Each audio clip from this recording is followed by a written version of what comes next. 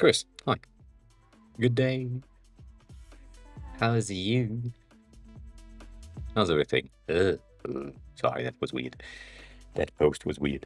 Also, we are in a really weird uh, state of the stream right this instant. You might notice something in a second. Might. Might. Might. I'm fine. I'm fine. I've known better. I've known better. Things are working, but not that working. So yeah, that's a thing. No, cam is not full screen. It's daytime, and I have the blinds open. Can kind of see that here, kind of roughly there. Usually doesn't happen. Usually doesn't happen. It will go down in darkness and lightness in like 2 hours. So I thought, you know what, it could work. It's the I would say it's one of the good thing when we could have light light mode stream in terms of chat and background and things because it hasn't been re-implemented properly. That is not gonna work. That is not gonna work at all. But yeah, I it pisses me off right now. I'm gonna say that I don't like this overlay anymore. It needs to change. Something needs to happen. And right this instant, light mode background is the easiest way for me to have something that changes. Just that it stands out, because goddamn. It's been a while. I don't know how long I have been just using this overlay basically since I came back. So I'd say June, July last year, roughly. That's too long. That is too long. That is way too long. Anyways, I've been working on this sync thing for the past, I guess, week now, and it's still not working. And it's really sad. As the title implies of today's stream, I made some progress where the initial sync thing was in one singular file, and now it is split into all of these files, which is way too many files already. But that's yeah, that seems to be the best thing. But even then, this file is already 1,000 lines when it used to be 5,000, and with the combination of all the rest of the things, it feels not efficient at all, and it also doesn't really work as I wanted it to work. So that is really, really bad. It still works though, which is good. But the logs that I'm getting, the syncing doesn't really work. It's annoying. It's annoying, and that is again proof that designers and backend dev don't work together. Not enough. I think I need like a full course on how to manage data from a database that is outside of the device like sync system, just because right now that's the main issue that I have. Like it's just backend stuff, at least from my point of view. Obviously, I don't know much, but it's just like I have data on the phone. I send the data to like to the database, the CloudKit container, and then the CloudKit container is checked by the device or other devices. And if there is a difference in between the two, we either push the difference to the container or we pull the difference to the device. That's the simplest way of putting it. It's supposed to be that easy. It's not. It's not. If it's like a, s- a single device, like you don't have multiple devices and you just practice on your phone and you just want to not lose your streak, Stony_Eagle just resubscribed for 37 months. Veros hey, concern table here, flip this.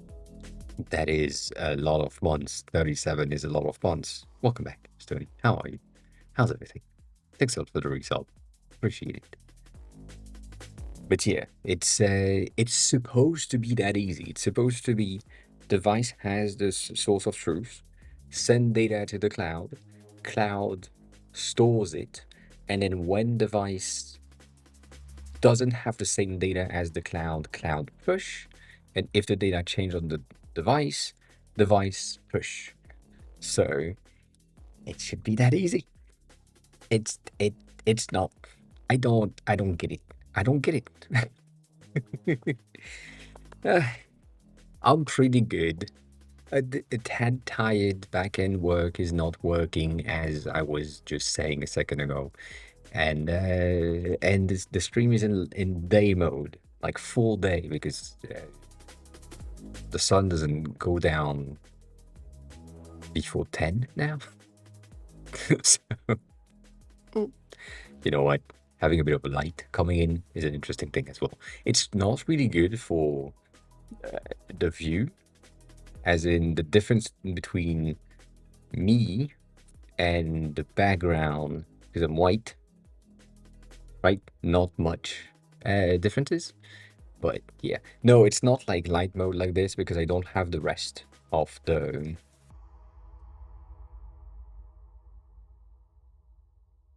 overlay working. You know, the background itself doesn't really change anymore, so makes no sense to have that, at least from my point of view. Because it doesn't exist. Like the theme doesn't really work. So yeah, I am so white. Yes.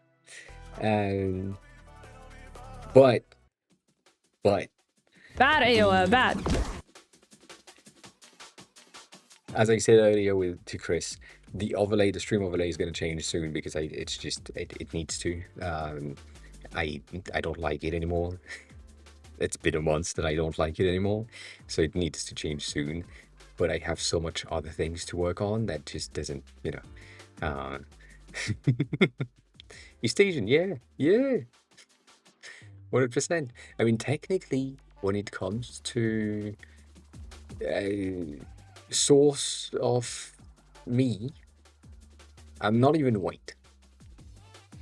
So, you know, that is a thing. And when I popped out, I looked more like a Japanese baby than anything else, based on pictures. So, I don't know. White is that's kind of white. I mean, it looks yellow now because of the lights, but you know.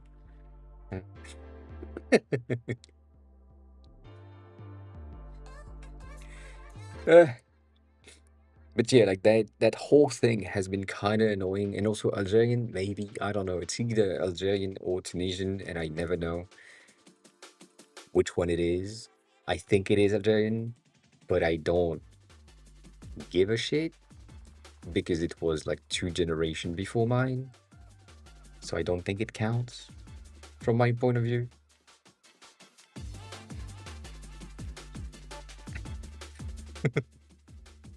I don't know. But yeah, that sync thing is not working and that pisses me off. And I like, I don't know what's happening. And then today, I'm currently running on 2 monsters, full-size monsters, which wasn't supposed to happen, but it still happened. And a toast with cheese. I mean, a small toast with cheese, and 2 mini pizzas. So that's really the pinnacle of health today in terms of food and fuel. So you know, dang, uh, no good. Yeah, I was toasting like basically mini baguette buns. Like it's basically square baguettes, right? Mini buns, cut in half with like goat cheese on top.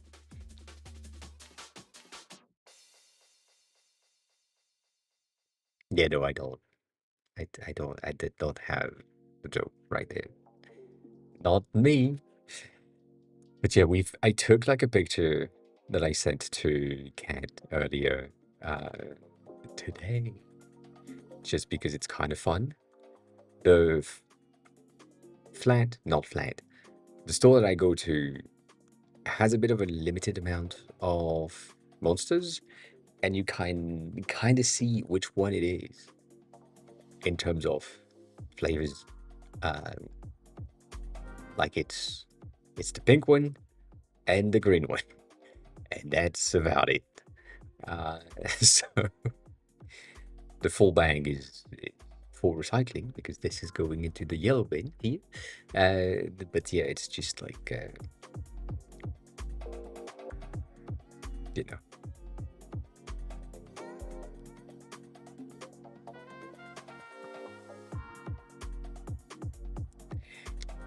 The thing is, monsters here don't have the small sizes. Monster in Japan doesn't have the small sizes either. The only one that I have with small sizes are the Red Bulls, which have like the small cans. And the smallest can that I've seen are the shots that only have seen in Japan. So yeah, these are 500 milliliters, I think. Yeah, half a liter. Half a liter, goddamn. So yeah, it's interesting. But right now, green one, kiwis, and pink one, strawberry. You know, it's pretty good. It's pretty good. The green one are the best for now, for me, right there. But yeah, um,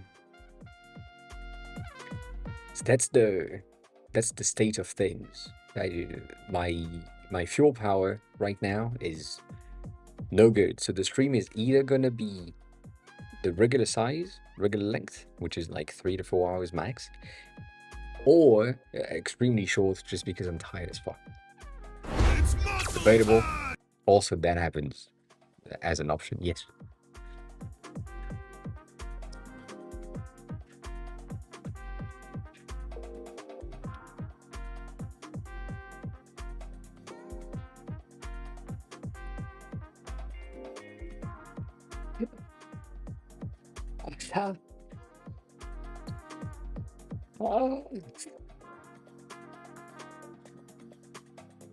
Yeah, I am so tiny.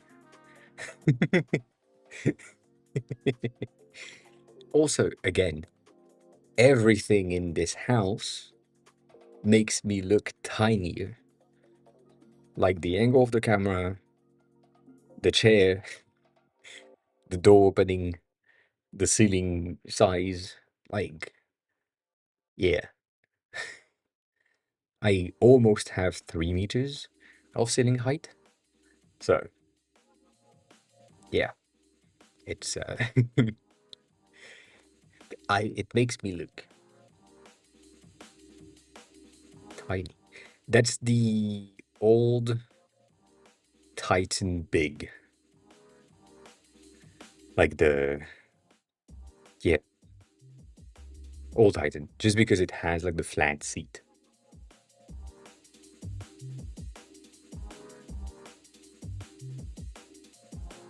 I don't know if the Titan has an Overwatch version. I mean, now they are all the all new Titans. So yes, if she has the new one, then yeah. I mean, there is only Titan anymore, so that's that's what I'm saying. There is no new one. Um, the one that I'm looking at right now is the fractal.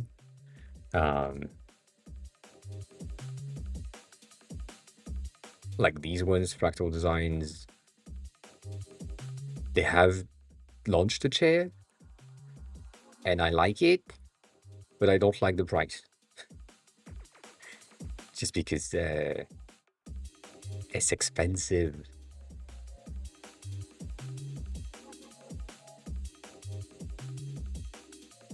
But it's nice. If she has the magnetic headrest, she has the new one. I have the old one with the straps, which is really bad. It happens, but yeah, like look, god damn. Oh, hers has the straps, so it's the older version. I see. I see. Well, you know.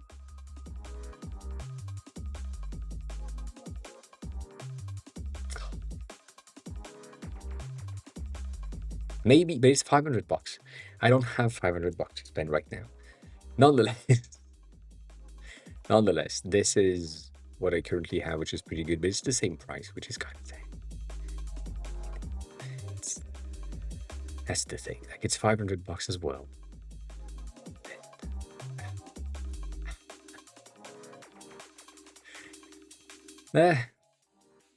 We'll see if I change chair. Nonetheless, if I change chair, it will only be when I change flat, which means if I change flat, I will not be in France, which would be a positive thing, and I would be limited to the available chairs that I have on class, and that would be good. Or good enough, at least to me. If you don't know what I'm talking about class. I know I'm just doing some back and forth in between the two scenes, but class is the website that I use to find furnitures and rent furnitures when I'm in Japan. So basically getting or having access to things that makes a lot of sense for just renting in the flat rather than buying the chair. And that's no good. But right, if I have access to these, that would be pretty good to rent for like $30 a month, $20 a month. You know, a nice chair, a nice chair. They have put in place something that is pretty interesting as well, which is if you keep the same thing for a certain amount of time, you can buy the like you can buy it, or basically it's yours. But you need to hold that for a certain amount of time. It depends on the products that they have. I think it's mostly for the products that are like on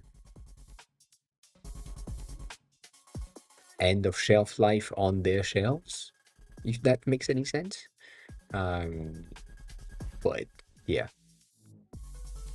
Also, yes, it's not like really ads load faster, but it's just Japanese websites, specifically here from France, just don't load much, which is really sad. Also, there is no ads here. Like, this looks like ads, but they are not ads.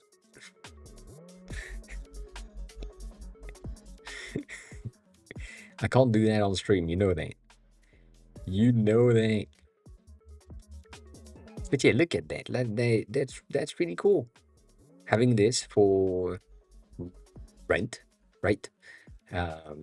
Being, yeah, having this for rent as 1,000 yen, like 1,700 yen, meaning that it's basically $10 a month. Whereas buying this chair might cost me 200 Yeah, 200 outright. So that means that if I keep it for 2 years, it would be better if I bought it. But if I didn't, and I just moved things around, then it's cheaper to rent them. So it's pretty interesting. It's a really, really interesting concept overall. This is the one that I used to have in my flat. Right there. Wait, no. Garden build. What do you mean? What do you mean?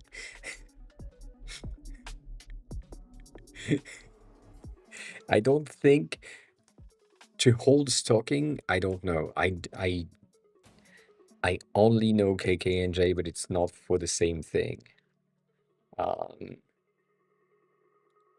it's suspenders for shirts for me, which is pretty interesting. I do like them. They are really useful if you have, like if you wear shirts. These are really, really useful. But yeah, it's an interesting website, anyways. I don't know.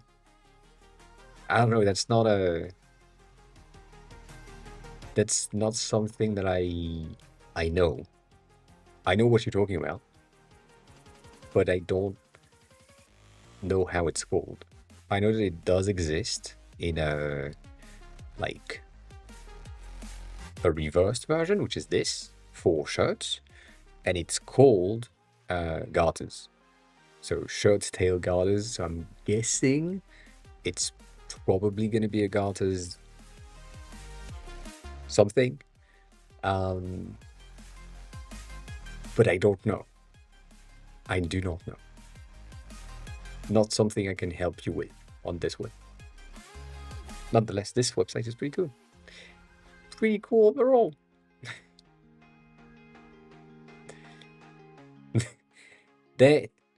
That's no. I mean, I get it, but no. It works though. It does work. It does what is advertised as never tuck your shirt again. You know.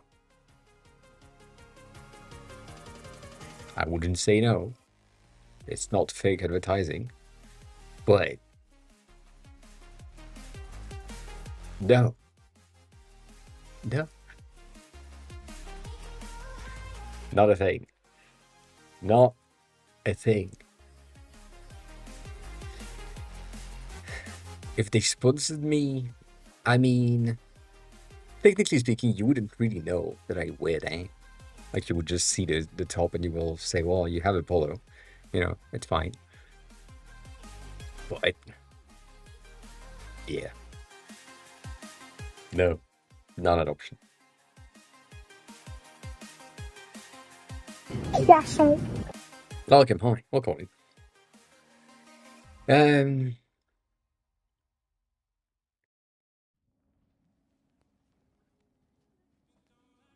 a good nap. Cool.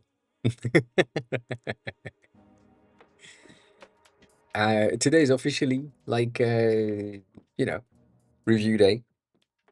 Friday. We have some news from Denny, which is pretty good. I don't want to say anything. I don't want to say anything. I want Denny to say things, but we'll see. We will see. And then what have we seen?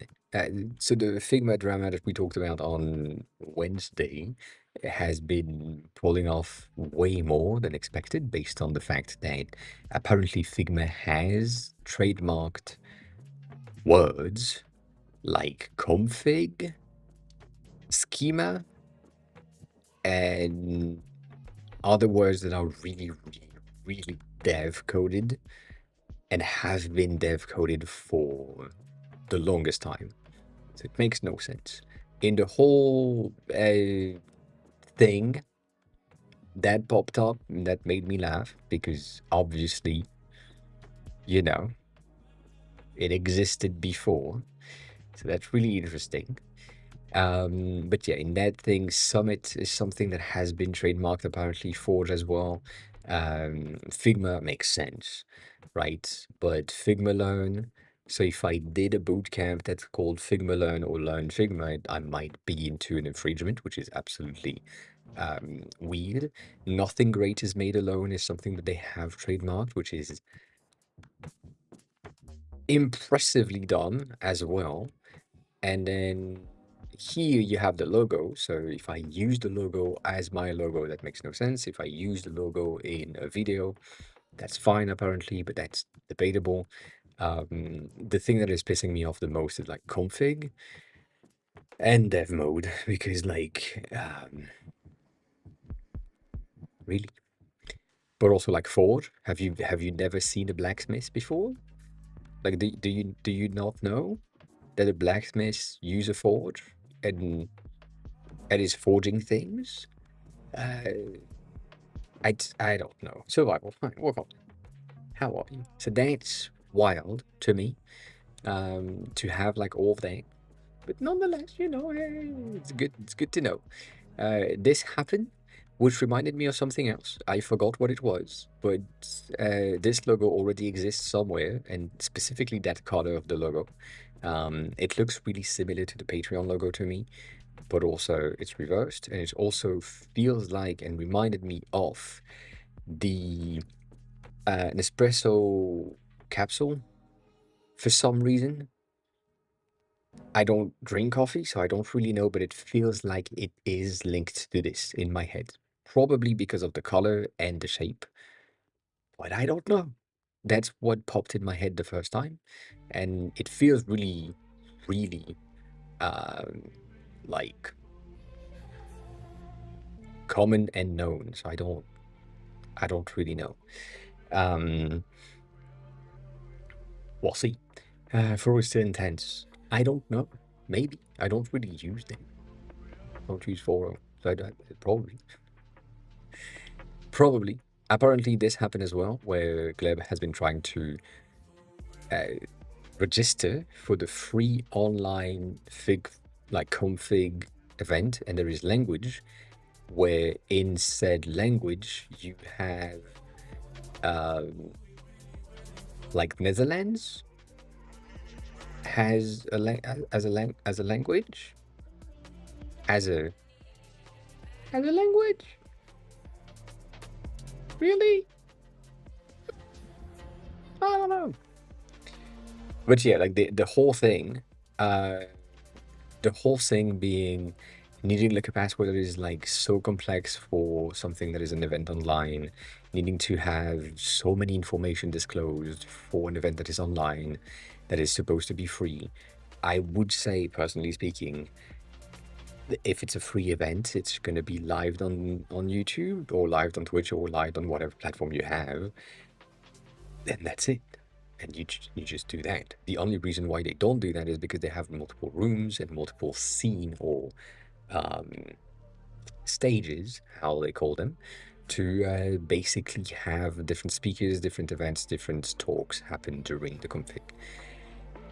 But, you know, I wouldn't.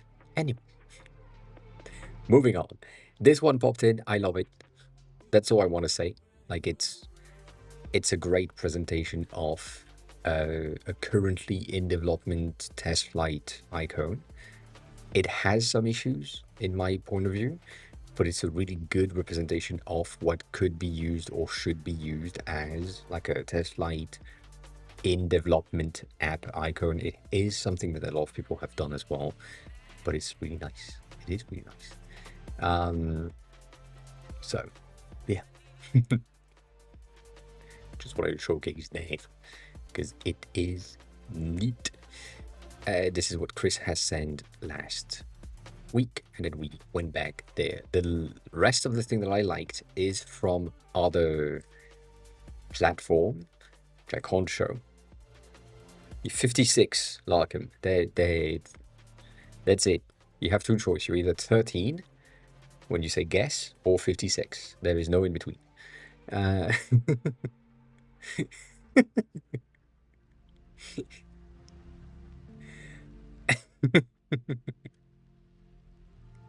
Nonetheless, it's pretty good stuff overall. So far, not much content have been released, not much like things to review on my end. So if you have something that you want me to take a look at, I would love that. I don't know if I can, I mean, I don't know. I know I can disclose what I've worked on for that client that has a deadline basically today and technically on Monday, but because I sent them everything and I haven't heard back just yet, I don't want to showcase stuff. When it will be released, I will kind of showcase what happened, but it's a full branding slash logo research things, and it's pretty nice. Overall, pretty nice. The output has been really interesting. A lot of research, and yeah. No, they have like a talk. They need to be on stage with the new logo, new branding behind them on their slides on Monday. So yeah, no.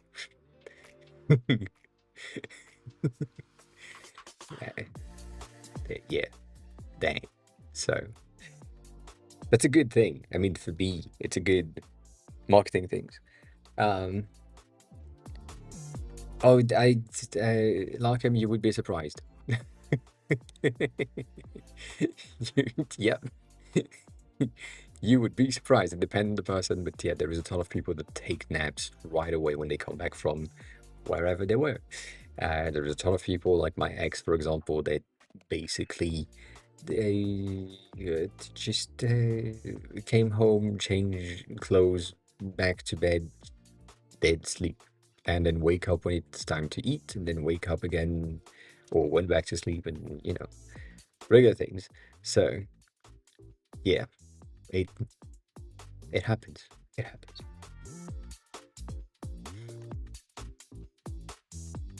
Yeah, that sounds like a common introvert behavior where you only have access to the full powers of yourself, where you can recharge yourself and be like dead, asleep, not tired, but kinda. So yeah, that happens. I'm really happy with the research specifically that I did for that branding thing. It made a lot of sense, and it was pretty good. But yeah, oh, that is interesting. Oh yeah, that's the thing. I see. I see. I see. 1 second.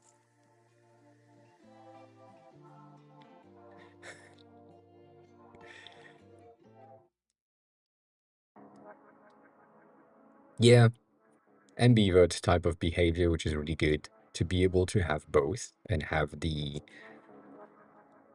stamina of someone that does need that at times. It's pretty good. I had a meeting this morning as well, like a meeting with Japan, uh, and that was early in the morning, which is the reason why I'm tired today. So much things happening right now that we'll see when I can disclose things.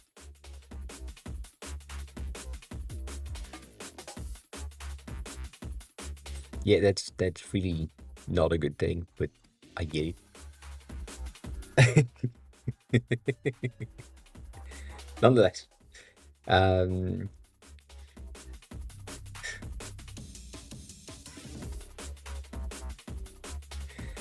for fuck's sake.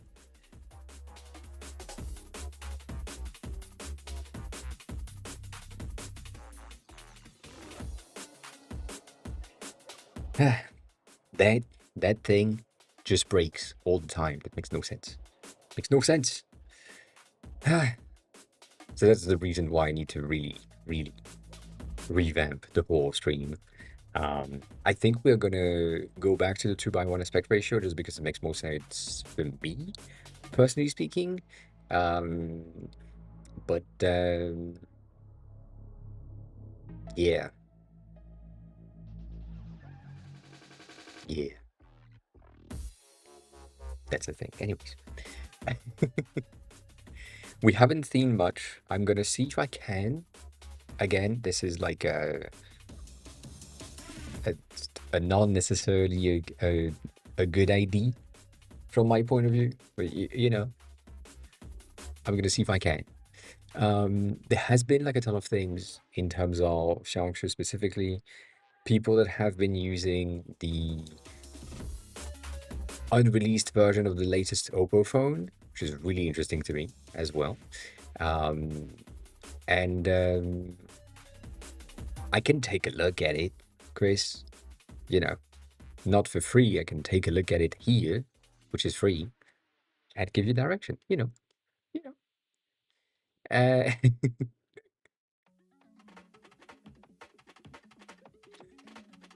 but yeah, in this whole thing, there is apparently, I don't know if this is a true render or if it's well, fake render. That would make a lot of sense.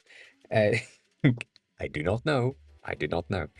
But this shall, I don't know, be the next version of the CMF phone 2. I don't know if it's a concept. It could be a concept. If it's not, it's pretty good. Like it just only has this, which, not much.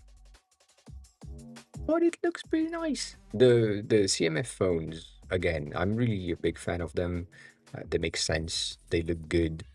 And if that's the case, and it has like 3 cameras and potentially a bit more powers and all that, that could be a pretty good entry-level phone for the thing. CMF is something material form, I think. That's the name, and they have used that for the creation of these modular phone, which is from Nothing. Nothing is the parent company of CMF, which you can see right there. Right there, CMF by Nothing. And they have these new phones, old phone now, that basically basically have the ability to get like a bit of a more modular, I would say, design overall with this bag, which is a plastic bag, and that would be something that is removable, exchangeable. So if you want to change the back of your phones with the different colors or with different accessory, which is what they have basically promoted in the beginning, is pretty interesting. But like this one that I just showcased is I don't know if it's a real accessory. I think it could be. Like, it's a very simple thing to 3D print, and that, it's it's nice. It's nice to have something that is a bit more customizable from the outside than just having like a case.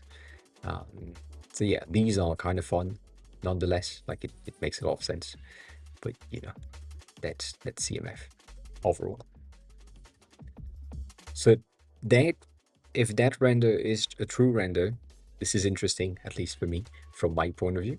There has been other things that have been popping up in the feed, as in Figma templates.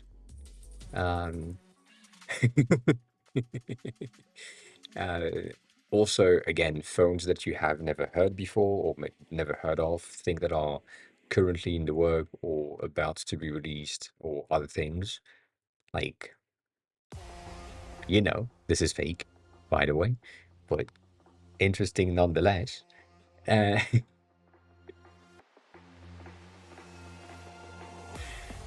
and there have been the same thing that I kind of talked about last week, of just me being there looking at construction porn, because it's interesting to me. Like, all of these things being built by competent people compared to what I have here in France is really good. Like, look at this. All of these fucking tubes are either water lines or conduit for electrical, Usually these ones are electrical, but all of that like is ensuring that the entire thing is where it's supposed to be, and like there is no guesswork in where things are going to be in the end. Like if you have an issue, it's just gonna be there, and that whole thing makes a lot of sense. It makes a lot of sense. Like look at it. Anyways, so that has been on my feed for a long time, which is really good. But we do like this. We do like this a lot. There hasn't been a lot much more overall that think that are like really good. I'm seeing a lot more titties, but also I'm seeing a lot more like titties because they are here.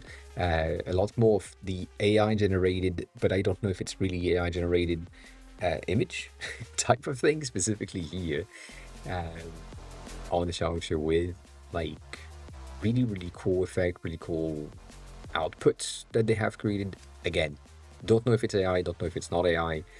It looks like an AI thing, but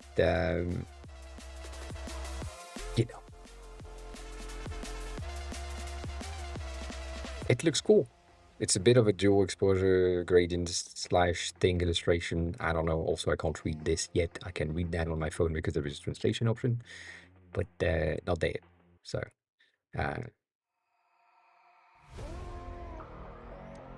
there is titties right there. I mean, you can't really see them, but they are still here. But there is like a ton of things in terms of outputs for, again, for me, for inspiration, for portfolios and presentation for the app, for case studies, which are pretty interesting. The overall layout, the way that they go for creation in terms of portfolio presentation on these Chinese websites right here is different than what we're used to on my side of the internet usually. So I do like this. It's really, I wouldn't say it's simpler, but it's different, a tad different, and it makes a lot of sense to just have 3 screens. What was the thing? What was the step? What was the use case? The output, the thing, the whatever. That makes a lot of sense. So I might do that at some point, like recreate some of these slides from or for Can, because I need to have like a bit of a case study on my website at some point. But yeah, that's pretty interesting so far, and we'll see. We'll see.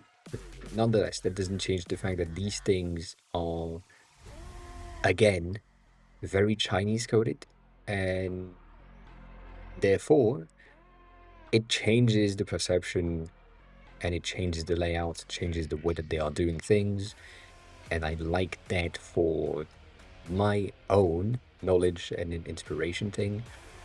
Going back to other things, construction based, again, this is what they have inside of like the walls or the sheetrock, I guess that's the word. So they have pre-made lines that are either made by hand or not. I don't know. It seems like it's a stamped kind of thing that basically says that here, like right there, this is the 1 meter horizontal standard line, which is basically like counter height from the floor level. Like floor level is around here, ground complete line is going to be here. And then this is going to be the 1 meter, meaning that once you have your ground level with like your tires and your hard floors, whatever, this is going to be at 90, 80 something, 90 something. And therefore, this is like really counter level for good things. This is 130, which is the line height for your light switches. And all of that is based or stamped on everything during the construction, which, it just makes sense. Like it gives me the sentiment that I should just look for Chinese building crew instead of looking for the one that I have access to here and just hire them to be more competent than the one that I have. But yeah, like all of that is so good. It's so good. It might be like more of an industrial level construction plan rather than a house plan. But goddamn, is it good? Like it makes so much sense. So much sense to just plan things ahead, have the things where it's supposed to be already behind any cover that needs to happen.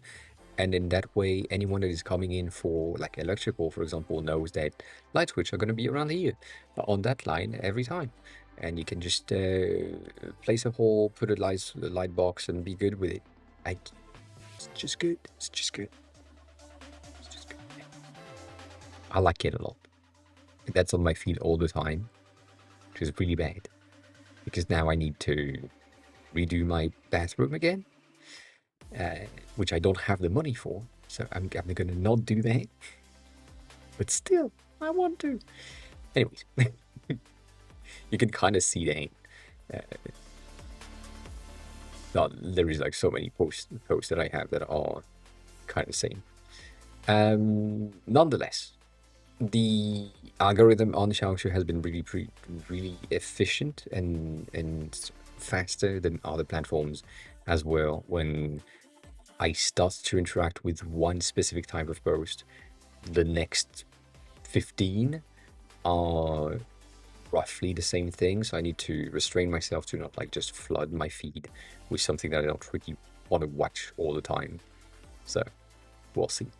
There has been this concept that we kind of glanced over last week, I think, or on Monday, I forgot, which is a concept, right? It's not something that will exist, but it's an interesting idea of a potential phone or device, additional device. I'm guessing this is mostly a phone, but I have a feeling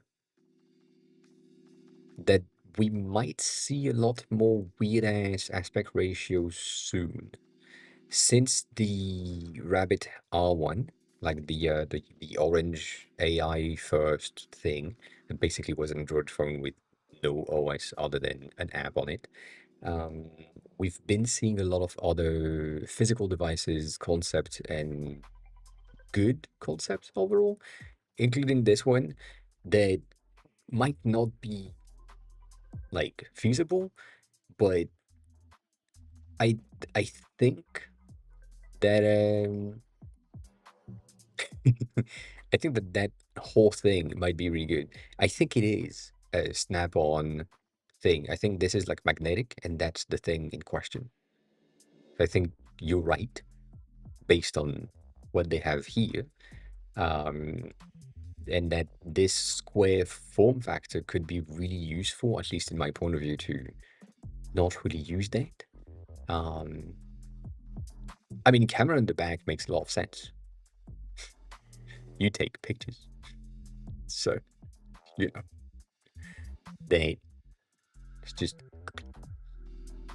like magnetized. Nonetheless, I do think um, like it will probably happen to have like a lot more devices and other tech that is a bit weirder in form factor to ensure that you have or you reach a different target audience rather than regular phones, just rectangular slabs. So, yeah. What do you mean?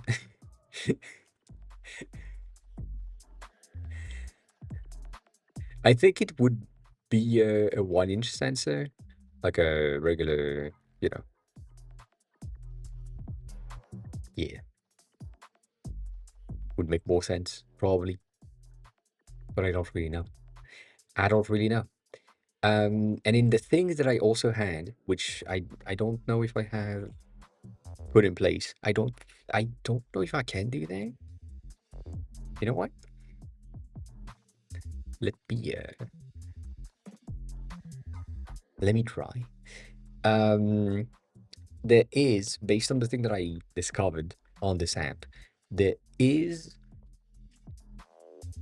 a new app which is called cap words, which is this one. And I can review stuff. It's a language learning app based on the camera, and I feel like it's really good. So let me see if I can do something with, let me add a new word. So maybe, I doubt that this would work. I doubt that this would work. Let's do this. Let's do this instead.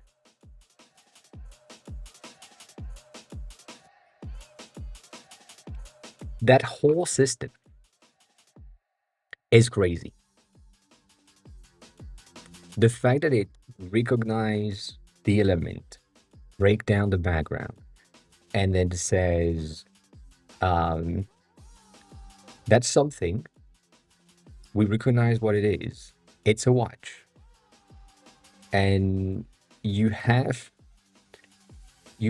this based on your day-to-day use of elements around you that you need to know the word for, and it's using whatever AI in the background. It potentially is something that is just Apple Intelligence background, but this is really good to get access to. This is a watch, this is like ice cream, and I'm currently learning Japanese. I have this app in or for Japanese. There's a ton of details that you can't see. The background is really cool. It has like a dotted line, like dotted elements. And you can do that with pretty much everything. This is dirty as fuck. And right now I just recognize the power banks, which is not what we wanted to have. I wish I could just do something different.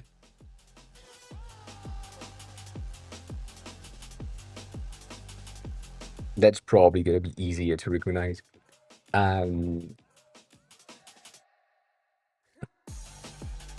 Isn't that crazy?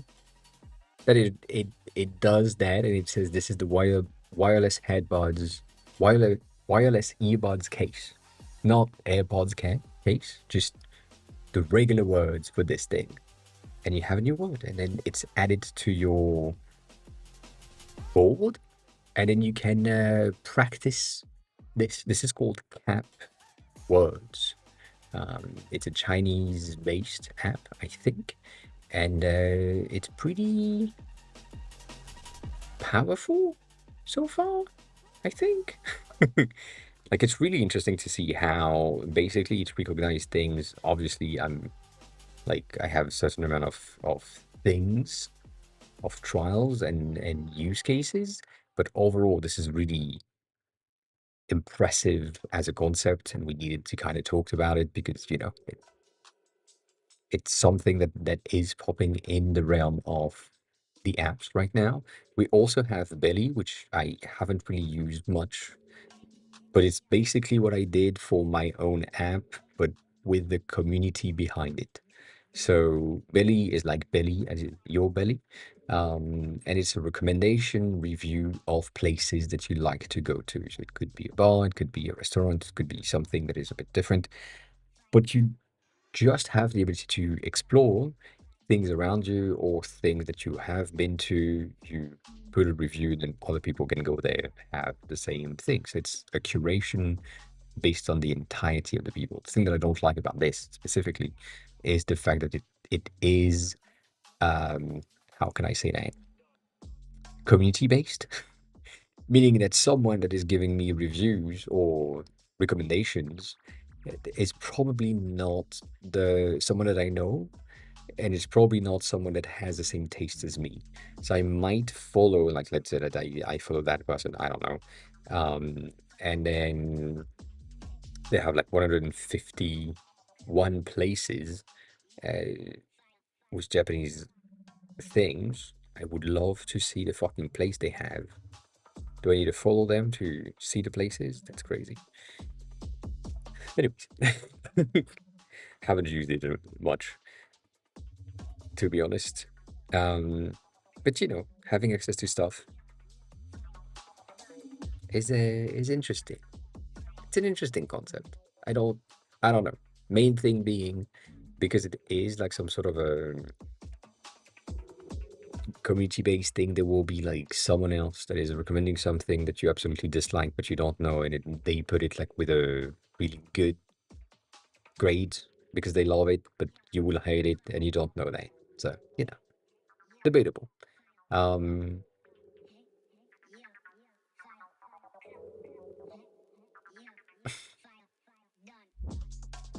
so yeah, that's another one that is pretty cool of a concept. And then the last one is Manus. Manus is a new AI agent type thing that, as you can see, I haven't really used. This one is one that I kind of need to have a bit of a greater ID before I use it for real, mainly because it is a full agent that can do stuff. We kind of talked about it last month, I think, when we had the view of someone desktop that was generating Figma's Figma things to create a flow in like 3 seconds by just navigating the apps and taking screenshot when there was the wrong screens. So basically, in the background, we kind of talked about that, but like in the background, having, I think I made a mistake here. Basically having like the app running, the AI doing all the potential, all the optional tabs on the app, and then because it made sense for the flow that the user has requested, did that last tab to the real app. But then the instances in the background were fake version of the apps. Was really interesting to see. Nonetheless, manage this is this basically is this agent that does exactly that. So that's an interesting stuff, I would say. But that's about it. We don't have much more apps reviews on today's radar, to be honest. Haven't been much. Haven't been much on this one. I'm sorry. I know. I taken more time on other things. It's still nice. It still works. It still does the thing that I needed to do. But it's just no time. Because it's not released. It makes more sense for me to work on this one rather than something else. This one is still broken. Still broken. Yeah. The syncing, as I said in the beginning of the stream, does it work? Does it work? I mean, it does work, but does it work? So that is something. Nonetheless. What's the Chris? What's the logo? Can you send me the logo in question? Would love to take a look at it.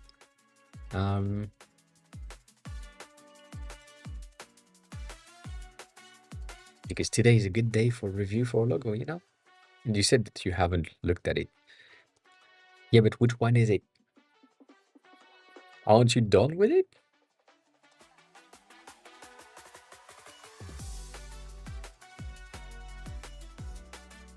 Then you're good. Wasn't it good? Like, didn't they say that they were okay with it? And you were like, oh, then you good. Then you good. I feel like you don't need to do much more to it to make it make sense or make it better. I mean, personally speaking. But you know, I don't know. I don't know.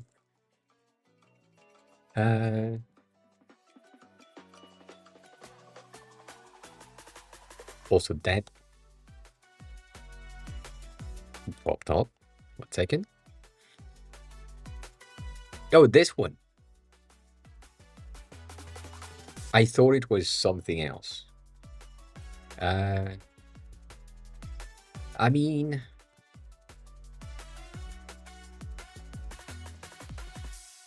didn't you take the file that or take a screenshot of the file that I had? That for that case specifically, I don't think I still have.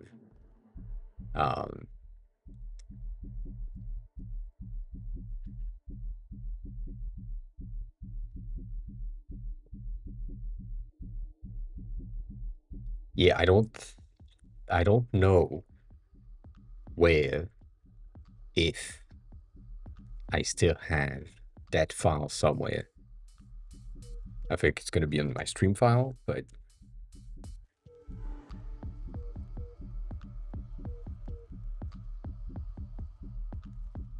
I don't know which file it's on.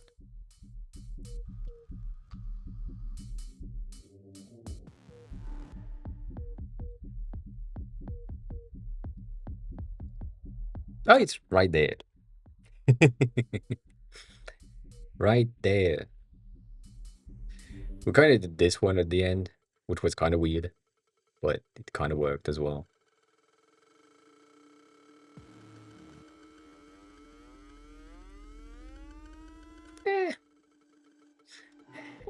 You know, I like this one.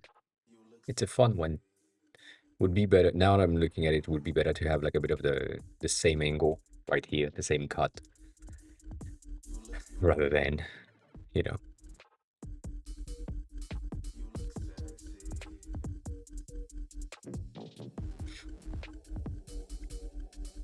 I see. God damn,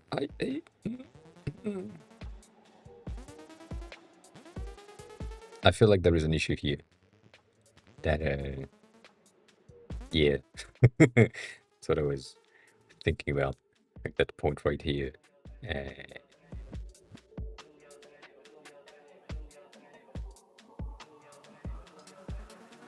That's not the same angle.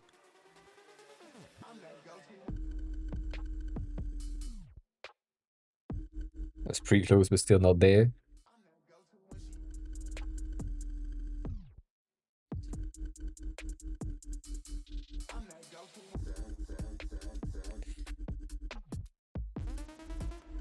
That's it. That's gonna be enough.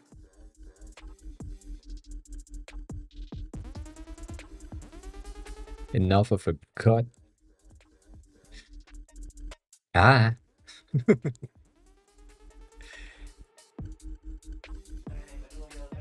Right. I feel like that shall be a tad better to keep the rest of the angles here and there. My main thought was to do the same here on the N. I know we talked about that last time, but that's not a good idea. It's not gonna work. Not gonna work. Chris, come on, walk on in. But yes, it does take a lot of space for no fucking reason. So, yeah.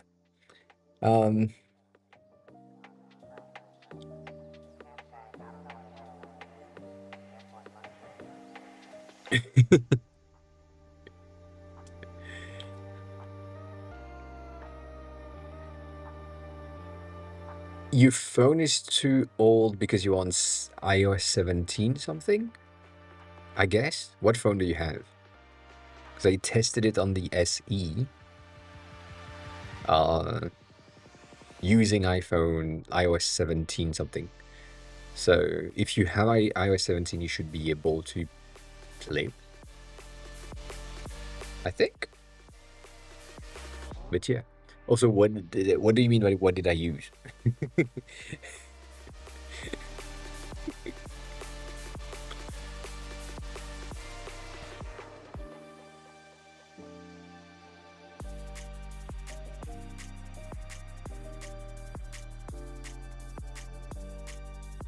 Is it 10 years old? I mean, yeah, almost. I mean, we are on the iPhone 16 already, so that's 8 years ago. That is, indeed. Indeed.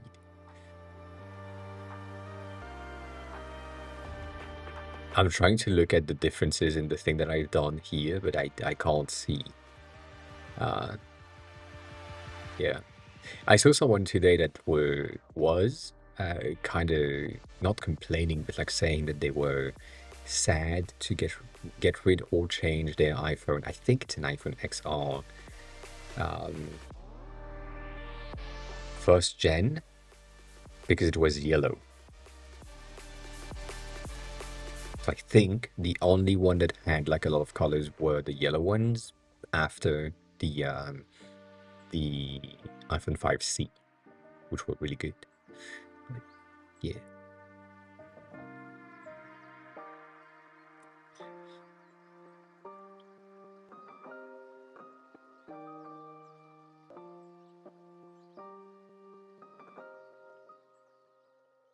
Yeah, I mean, that overall, that logo, I think that logo is pretty good. Non-biased. uh, on anything at all. uh, non-biased. Non-biased. I I feel like this is an interesting option because you can use that as a stamp, as a sticker, as something that would be recognizable and really recognizable across the board. But I think I said that last time. For someone that like Brutal, that we had like a lot of discussion in the past, you were not here yet, probably like 3 years ago now. They would not have the ability to read that as an O. They would read that as big ink instead of oink. So yeah, uh, the personification or the going out of your way to make it look like not a letter, it doesn't help some people. So yeah, yeah.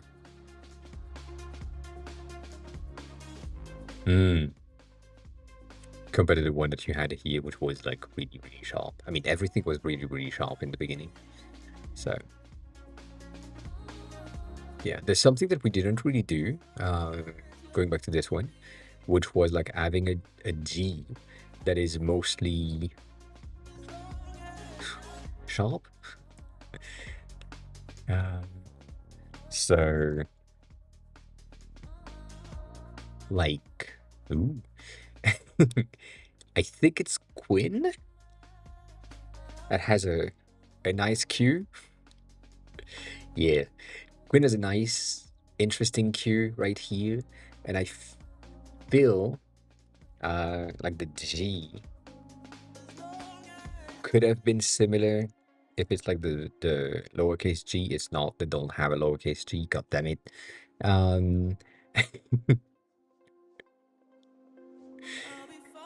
But yeah, that Q is an interesting way of kind of using a tail without really using a tail. You can just use that and reverse it. So maybe taking like a cap Q, just flipping it could be an option as well to get like a G that is a bit more, like making more sense. I don't know. How do you code navigation on CAD? It's well, it is a tab bar. It's just a curved tab bar.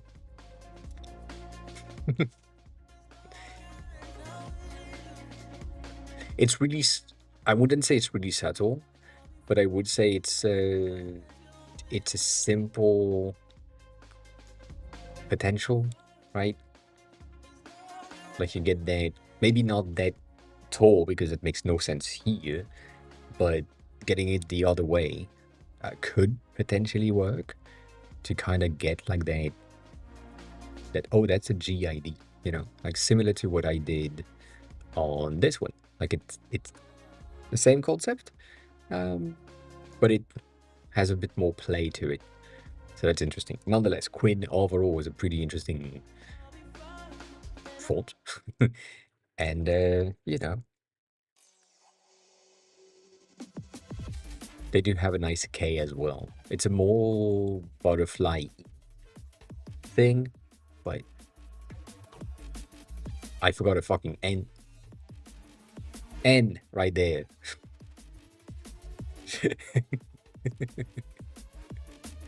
But yeah, no, I do like it. That's something that I said many times as well. When you're looking for a logo and trying to build something, and you know that you are looking for, I don't know, you're building a logo for a brand that has an A, right? Like an A logo right there. And you skimmed through the entirety of these things and you're like, well, I've seen everything. Well, an A is basically a reversed V. So you can go back into looking for the logo, and then when you find something that you kind of like, and you say, well, you know what, I do like this concept of a logo, but my stuff is an A, and now you have a different, potentially working logo for yourself. So a Q is a reverse G, a P is a reverse Q in non-caps letter. And if you have like a logo with an M, a W would work. If you have a logo with a W, an M would work, and so on. Like if you have a same thing, a logo with a W might be good to use like an N logo instead, but you just double it. So like you take one of these and you're like, oh yeah, that's an interesting thing. I could use like this one, for example, and I just add another version of that first band right there, so that I'm getting like a WE-ish type of thing. That's something that can come into your head when you're trying to build like a letter based logo. And so for you right here, like a G, a Q could work, a P could work, and so on. But we've went through all of that already, most of them so far, like these.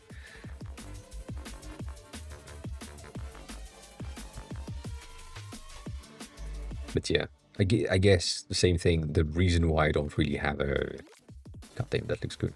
A good ID on this is overall I don't really know what the brand is doing.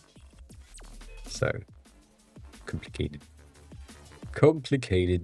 That's an interesting Eagle G A E weird thing. It's interesting. It is interesting.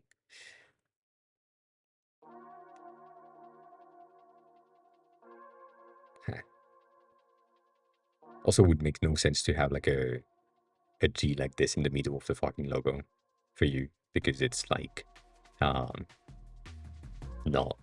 good. This one? I mean, you said bottom right. Sorry, my bad. Dang, I'm guessing.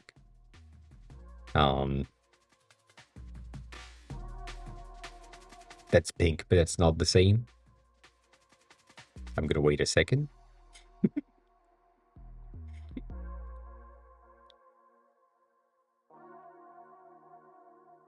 I'm guessing this.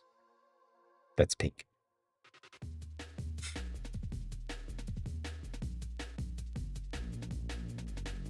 Yes. It is interesting. I don't know if that could work. I fear it might not. Like, that's really much similar. Come on, Pinterest, you are not that slow.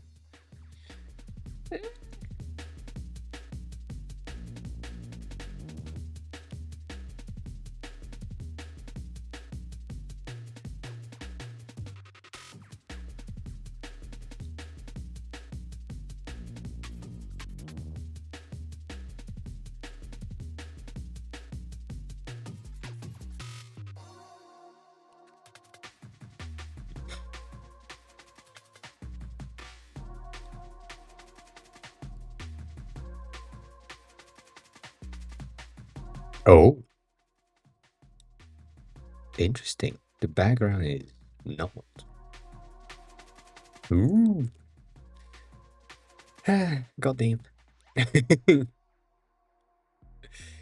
This is interesting in terms of placement. It would need to go here in order to match. I can't recolor it to make sense. It would need to be bigger as well, which is kind of sad, because like it needs to be around here. Vincent, hi, welcome in. How are you? Potential.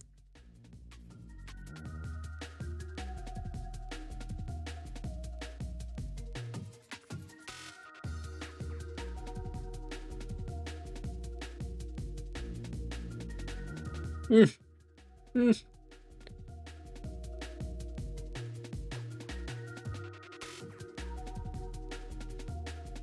But we have a thing, you know. Um, um,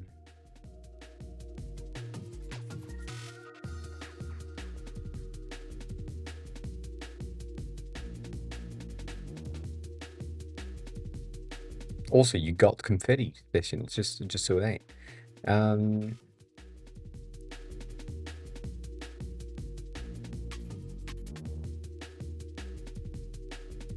Not really review. I mean, it's review day, so if you have something for me to review, it could be interesting. It just doesn't work.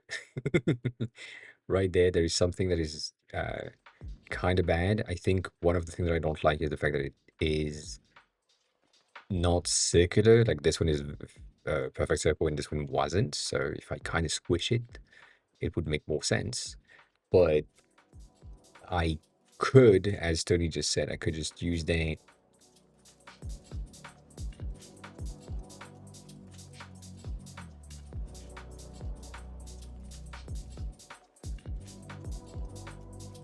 here and just rotate the B to kind of match. You know?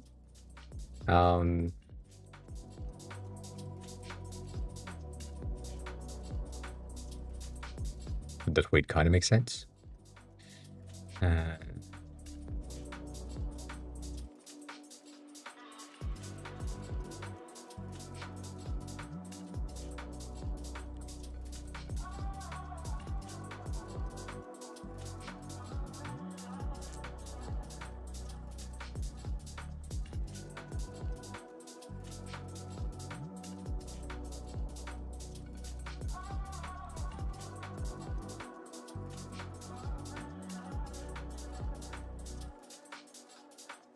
Huh.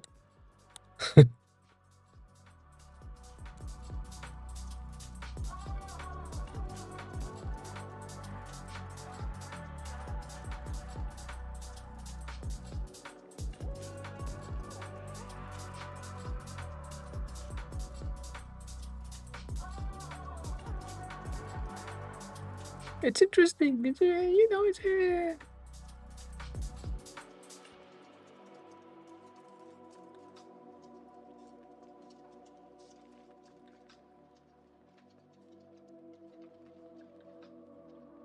it's a bit too strong right there. Not gonna lie on that. Well, you know.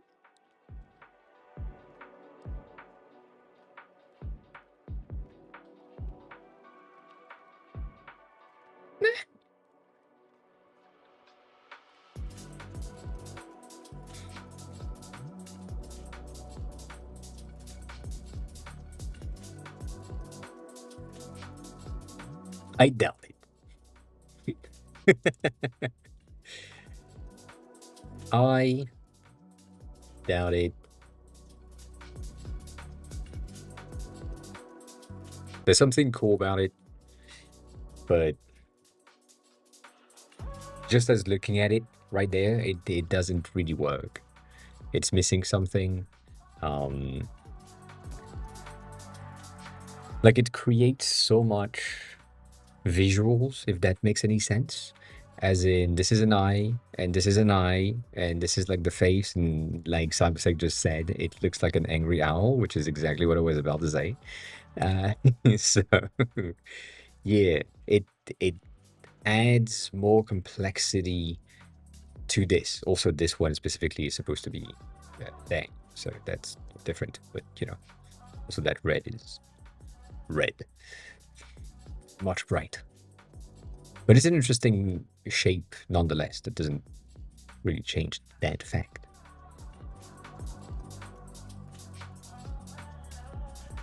I think it also need to be like built on a straight format so that I can just move things around and make things that makes sense. And well, yeah, we can see that. We can see that. I don't know. I don't know. I don't know.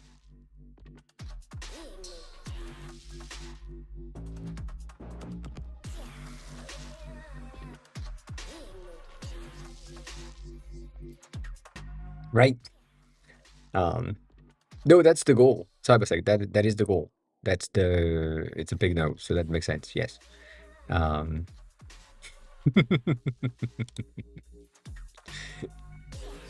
at least that's how I see it. At least that is how I see it for sure. So, you're good. You are good. I'd say something around here would make sense. And then in order to get that, personally speaking, I would probably need to get this somewhere around here so that it matches. And then get rid of that, bring up that.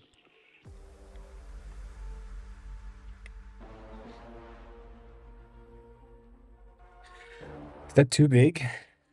Yeah, it is. It is too big.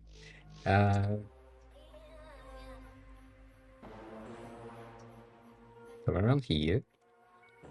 Difference is pretty good.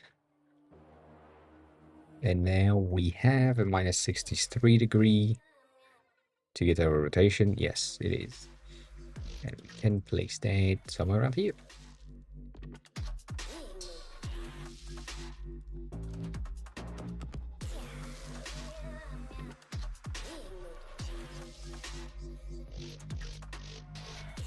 But yeah, that's sadly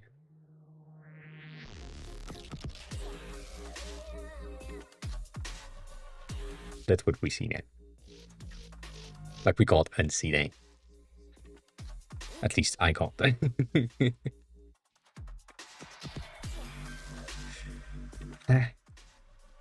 It's fine though. It's an interesting thing. But it really creates that look for no reason other than it's I with something in the middle. Like it's really simple. So you know, it's interesting. It's less. I mean, now I see it also here. More of a question marks thing rather than an angry owl. I just see like a questioning owl with one eye be higher than the other. So that's so sad. That's so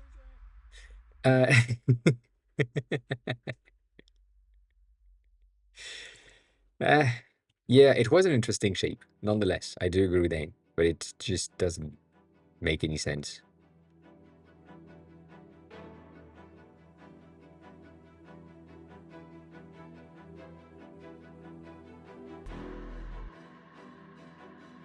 Again, right now, this instant, I, like, I'm really into these bitches. Like, these fonts, these fat-ass fonts, are, like, really good. And, yeah, I feel like that might be a bit of a... not a better option, but where I currently land in terms of logo design and logo creation, it makes more sense to have like an impactful logo, something that is like massive and recognizable. And the main issue that I have with this logo specifically is the fucking name, because it's great for like the how can I say that? The overall point and the overall weight of the logo is good. You have basically you have like 162, basically 162 as well here, and paired with like a skinny bitch in the center of like 18. And then on the other side, you basically have the same thing. Visually speaking, it's just inverted, where well, you have these two that are swapped. So you have like your 62 massive here, which is a bit slimmer, but it's still like a heavy hitter, and another 62 right here, which is like duplicate, but it's like big, tiny, big, but it is the same thing. So visually speaking, in terms of visual weight, both sides kind of balance out, and that doesn't work. That thing in the center, specifically this one, throw things out of balance. So, you know.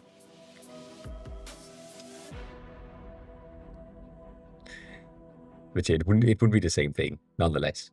The O is a central pivot point, so that's also an interesting thing.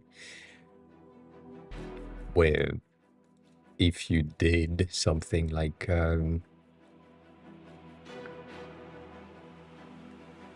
that,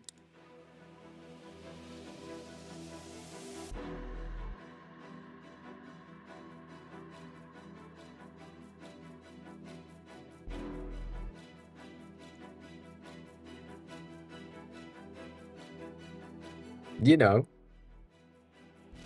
like you could have fun with like a rotating kind of logo overall. It's interesting to see where things are duplicating, not really overlapping there.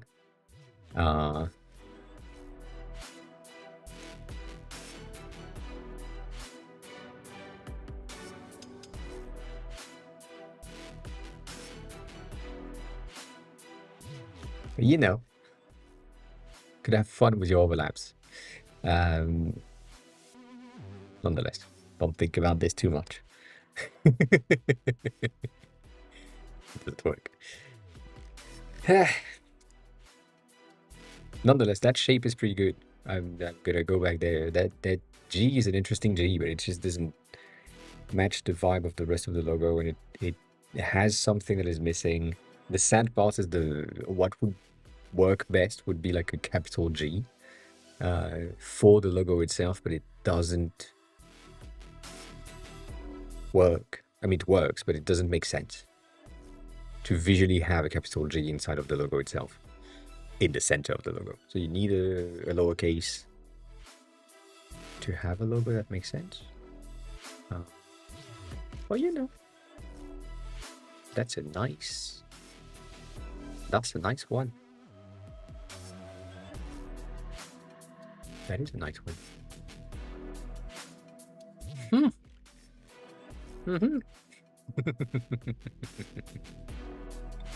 Denny, hi. Welcome on in. Congrats. Good job.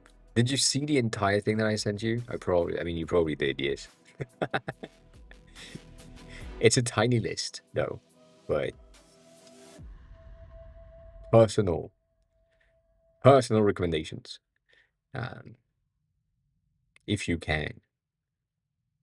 Like, if you can live without something that you currently have that you could buy there, do that. Yeah, god damn, that looks cool. Sorry, I also don't know why it's prompting me with like the fucking profile every time instead of anything else. God damn it. Umzibad is now following. Umzibad, hi, welcome on in. How are you? Who are you? How did you find the stream? Thanks a lot for the follow. Appreciate it. I hope you're good.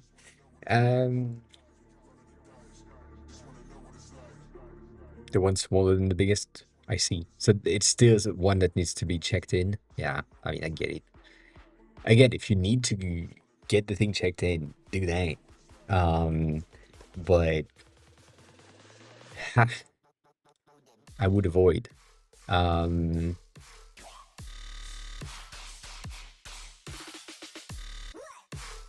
Also, you saying that they are covering the Airbnb for 1 month, that's not enough time to find something. That's why I'm saying right now, look for something right now. Like start looking as of today, because even though they cover the first months, usually, for someone that is coming in the country or in a new country for the first time, that has a bit of a certainty in terms of employment, but not necessarily a history of being in the country for a long time, some landlords might be reticent into like renting a flat for you at that point. So I would highly recommend you to just take a look right now to make sure that you have something ready. Like, for example, for me, the only reason why I don't care is because the company that I'm using for flat in Japan is instant. As long as I take at least a month in advance to check with them what is available, what do they have that I can use, can rent, whatever. It's pretty good. They also have me on file, so they know how I rent, and I'm always on time when it comes to paying my rent. I don't have any issues with the neighbors, so that's fine. But if I didn't have them and I wasn't really sure when I would go back to Japan, I would be looking for a flat right now. Like, I would be looking for a job in Japan and a flat in Japan at the same time, not just a job. But because I have that company, I don't really give a shit. It's gonna be fine. Usually, like, even if I'm like a bit further away than when I want to be for the first 3 months, I could do that. Like, I could say with them, which is what I did last time. I'm gonna be like far away from the center in the first 3 months, and then after that, I'm gonna move to the flat that I really wanted to have, and that's gonna be okay. But yeah, do that in advance. Like, the flat is what could take a lot more time to figure out. So maybe there is like not issues with like options. I think there is. Um, I think there is. I think there were for you, not in Europe, but like in North America, there used to be something similar to this, which, similar, which is what I use. But yeah, is it Montreal or is it Vancouver? I forgot which side it is. You know.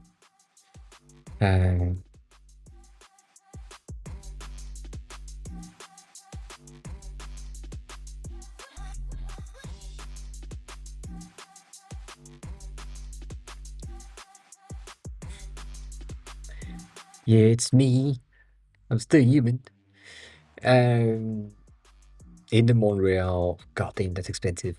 In the Montreal thing for rental CA, what I used for reference is furnished apartment. Furnished apartments means that there will be furnitures inside of this, which implies, in a way, that you will not have to like get a bed, get a washing machine, get things. Right now, from what I'm seeing here, it looks empty. So I don't know how I can trust these things, but yeah, like a furnished apartment is a pretty useful thing to not think much. They might be a bit more expensive right now, but they could be really useful in the short term. So that is the reason why I'm using these things. So maybe a 1500, 2500 might be a bit expensive, but if you have no need for a bed, no need to buy a fridge, no need to have like a washing machine, no need to have any of these, you should be fine. And again, yes, if you know where the office is and you're like, well, it's probably going to be around here, that makes a lot more sense. So, do that. Maybe this one is at 550 is exactly what you need it to be, which seems to be like a very small thing, but could be something. Nonetheless, still the same concept, I do think, and would say, god damn, that's annoying navigation. Oh, annoying plus navigation, I see.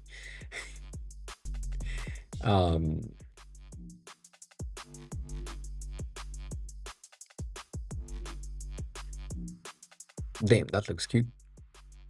You have a pool.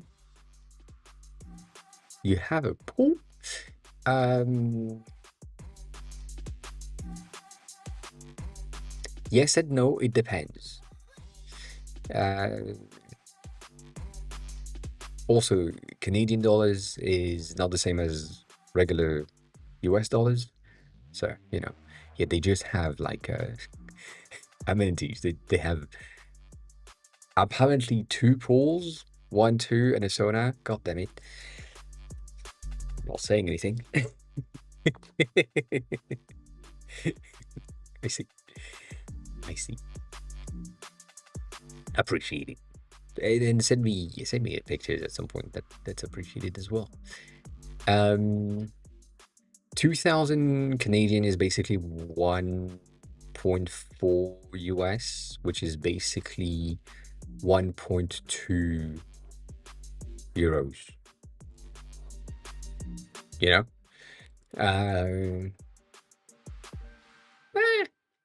I think.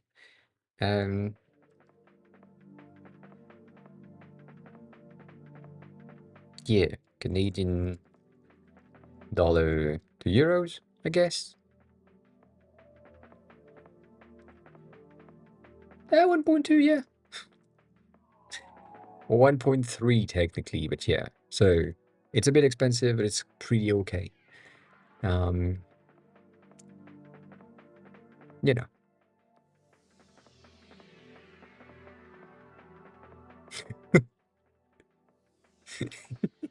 I would not move to the country that you're in, Chris, just because it's not necessarily where I like to be for the temperatures. But I appreciate it. Thank you. And also, no, I don't. The further away I am from kids, the better. The better. Denny, to answer your question about the bank account, because that's important. TransferWise is an option to get like a bank account that is navigating between countries. However, you might not be able to get like the salary from the company directly inside of this account because it's a different type of account. So not necessarily a good idea, but it could be an option because it's kind of free to open. You still need to make a deposit in the beginning, and it costs you like I think $25 or something. I forgot. It's been a while. But like that's an option.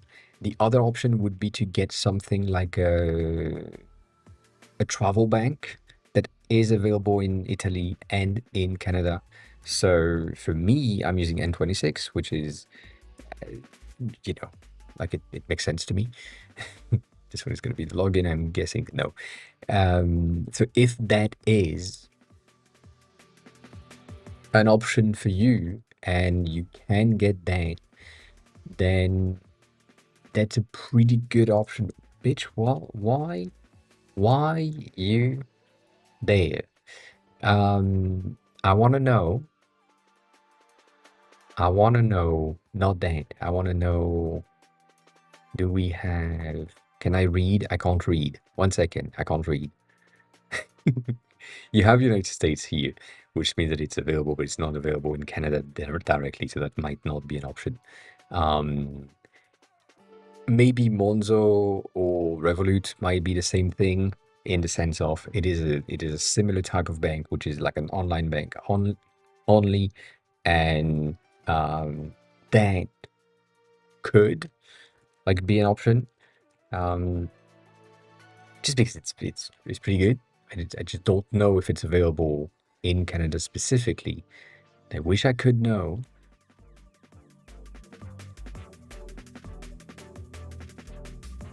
It's not in Canada, goddamn. Everything. I mean, you get my point. Anyways, I'm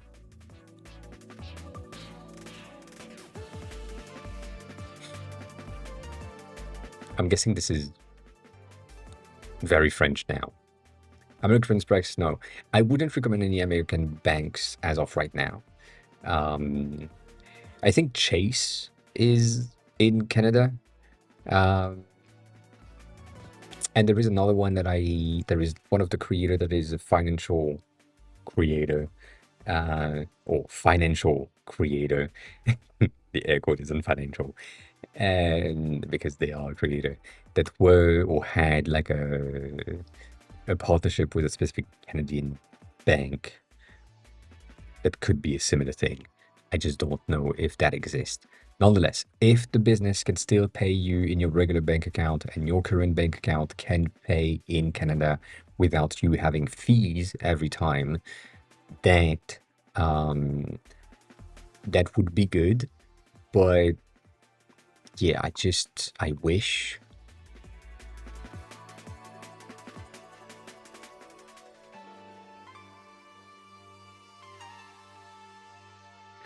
I just forgot.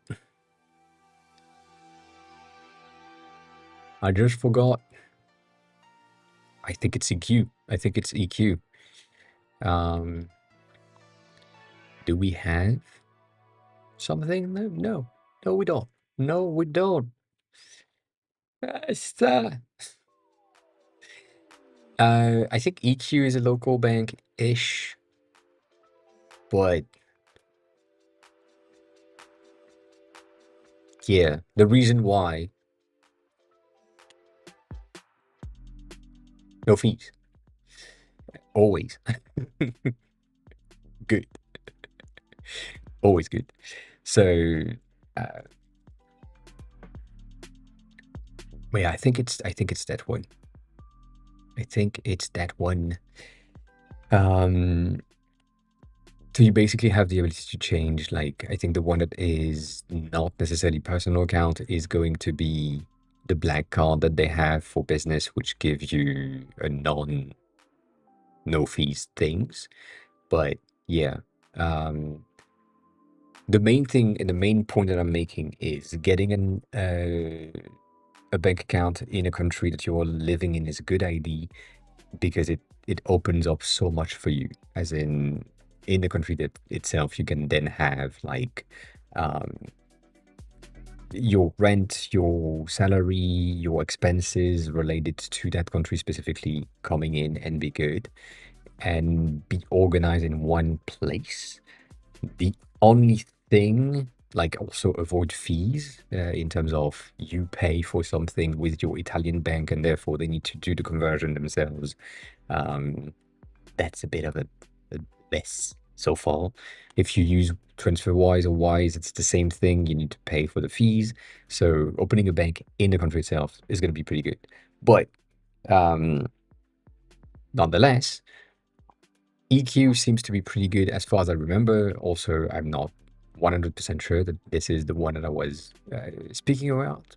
I think Coho is something that I have in mind as well, which is different. And then there was like another pretty good one that popped in my feed, but it changes. I just remember the fucking logo because designer. Um,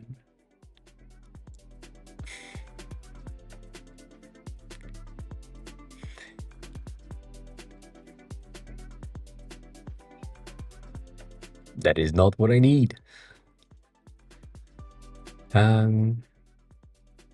That's a good looking ass card.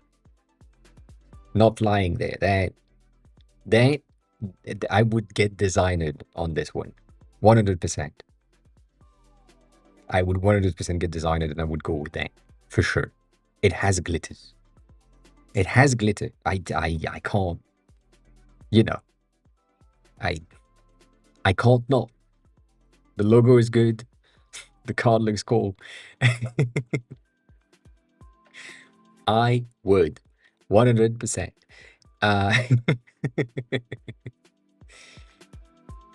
But yeah, like that overall thing, it has like a monthly fee of 0 to 9, so it depends. But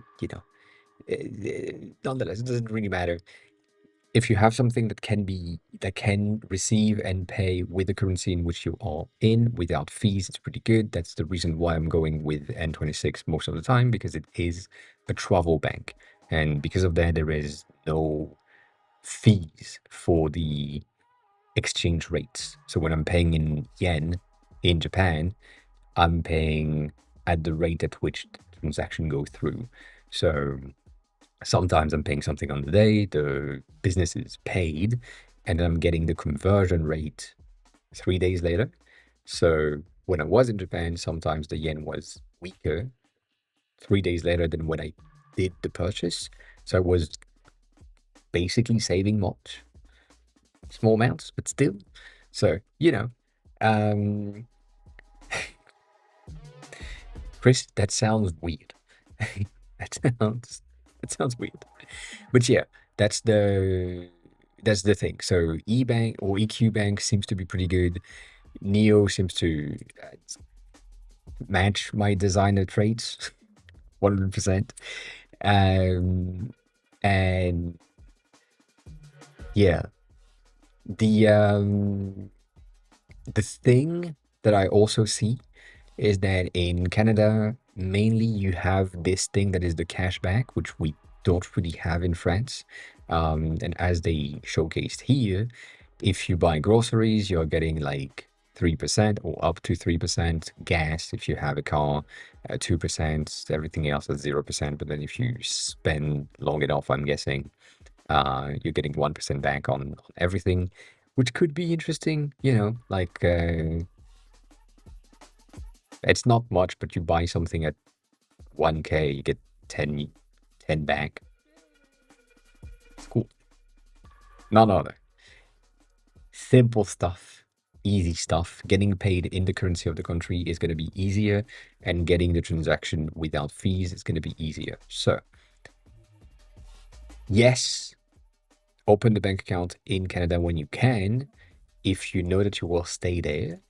If you don't, because that might be a thing, if you are not sure if you're going to stay in Canada for the foreseeable future, and you're like, oh, I wanted to, but now I went there for like, I don't know, 3 months, and that's really not my vibe, and I don't like it, and I want to go home. That can happen. Um, you know, um, you can not open the bank account, but yeah, if you know that you are going to stay there, I would open something. Again, when I was in Japan, in the first 3 months, I opened a bank account, just to have one. Didn't really use it. I use it for like the fees and things. Um, but that's about it. Like I don't really use the Japanese bank account. And now the benefits that I have is that because I have a Japanese bank account and a Japanese phone number and technically no address, but I still have an address, I can just, well, go back there and open whatever I want and be paid in yen, or have a new phone number because I have a bank account in Japan, and so on. So that thing is going to be really useful if that's the same case in Canada, but I don't know much. So, debatable. Debatable.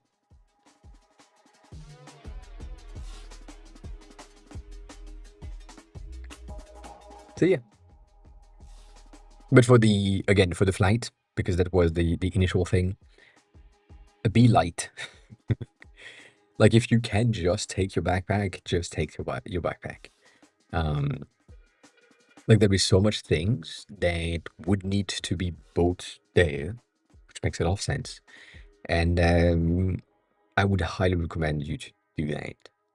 The the country itself, I don't know. I haven't never been there, so I don't know how hotels work. I don't know how other things work. But for me specifically for Japan, I can basically go there without like toiletries, like no toothbrush, no nothing skincare related, because the first hotel that I land in has that for free. I will still need it for the plane, but because I'm traveling business, technically, I'm getting that for free in the plane. So I don't need it. That's the first thing. The second thing is when you enter the hotel, you will have pajama. I don't know how to pronounce it in English, and slippers, and not towels. Towels needs to stay in the hotel, but the disposable clothes that you have in the hotel, you can take them back. Same thing, you know. Um, that is the same thing, but I would really recommend you to be as light as possible, mainly because when you land on a new country and you don't know, you will, well, don't know. And so if you need to navigate with a big ass suitcase, a big ass backpack, a secondary suitcase because you have plenty of things, you will be like inconvenienced, inconvenienced by the amount of thing that you have. So that's something. The other option that you have, if you really, really, really want stuff from where you are right now to there, you can mail it to you. Like you take PG's address, for example, and you send him a parcel, like a box with the thing that you need, and you send that through the mail. And that will cost you less than taking like a checked bag in the plane, usually. So that's the thing that you can do. You know, if it's like clothes and shoes and things, you can do that. You send it to someone that has an address that you know will receive. It might take a bit longer than you to get there, but you will get your stuff at some point. And that is safer than having like a checked bag overall. So, yeah. Yeah, that's a good thing as well. And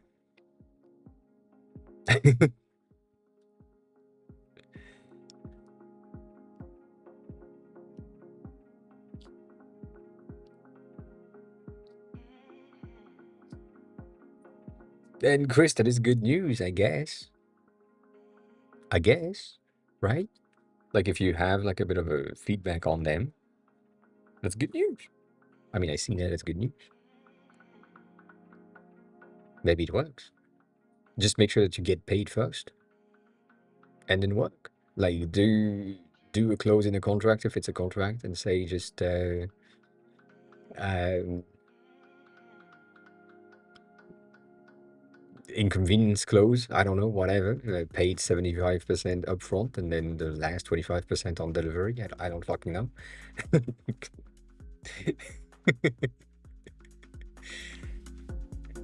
I guess, yeah. I mean, I have received a lot of, we are really busy lately. Like the last one that I received has been, thank you for interest in the company. However, we are currently restructuring the internals. Therefore, we are closing hiring, but we will repost that job in May. So if you want to reapply, you can. I'm like, I mean, you have my profile right now. You just hold the thing and then you just go over the applicants. I mean, I understand that you don't want to, you know, check the applicant that might have a job already, but like that's on you.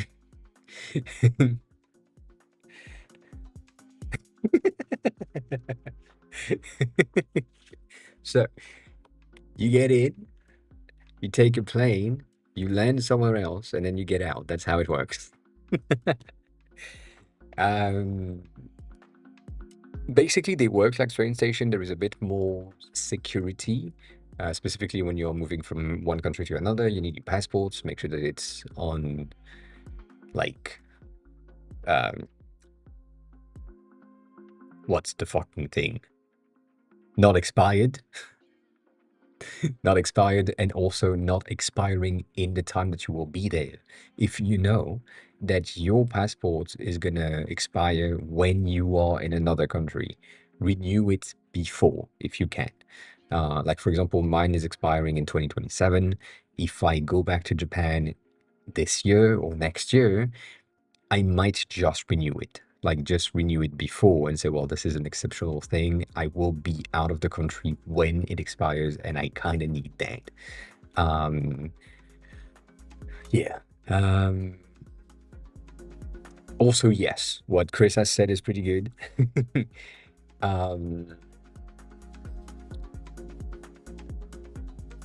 Yes, if you have a stop between You need to get your check bagged out of the plane. You take it, you check it back in, if I remember correctly. Nonetheless, if you have the ability to not get a stop, please do that. It's going to be more expensive, but you don't, even if it's like an 8-hour stop or something.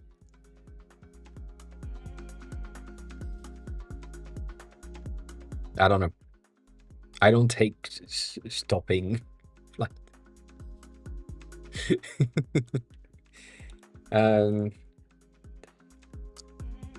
Let's say you're going from Italy. No. Is it like Italia?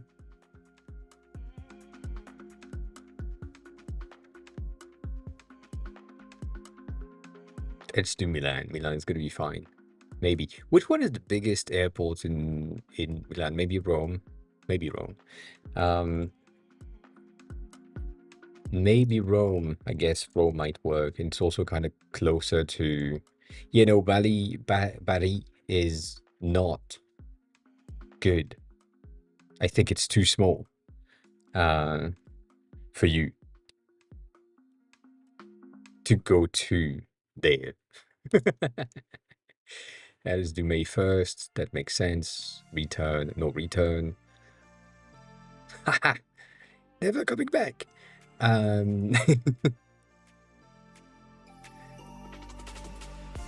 Well, that's good.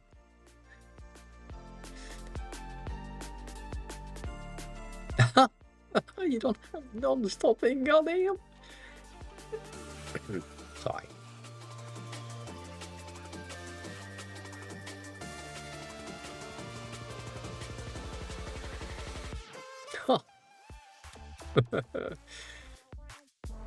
Let me see just a Rome Montreal to see if there is like a non-stop. I doubt. It feels like there will be none, which is really sad. Oh, there is.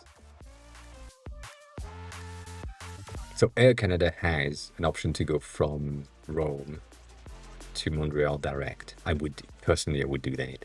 I know you don't want to go there, but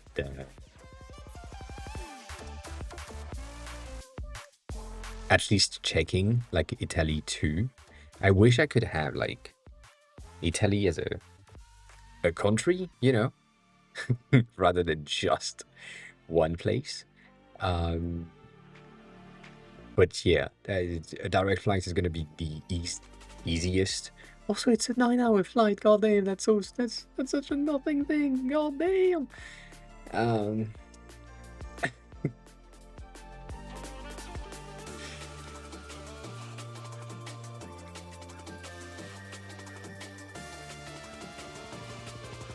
Damn. Sorry.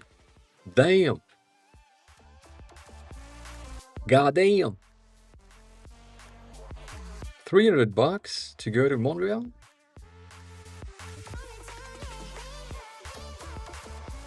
That's like impressive.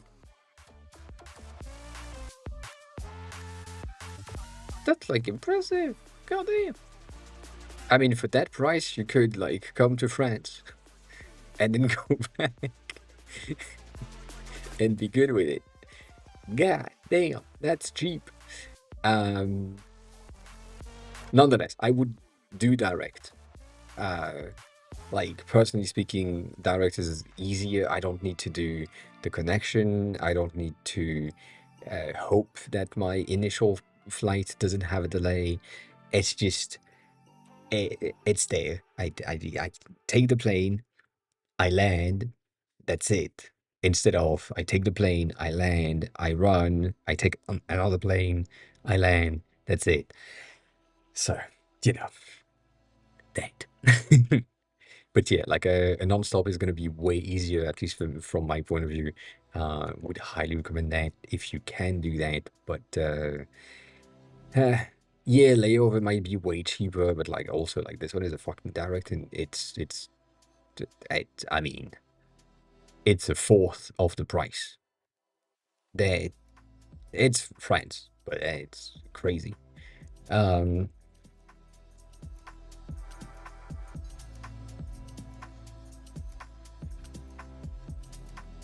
you have a fucking.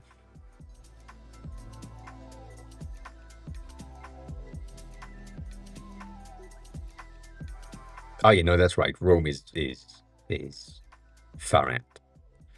That is true. That is true.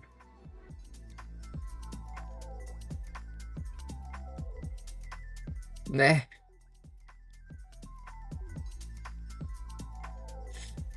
Yeah.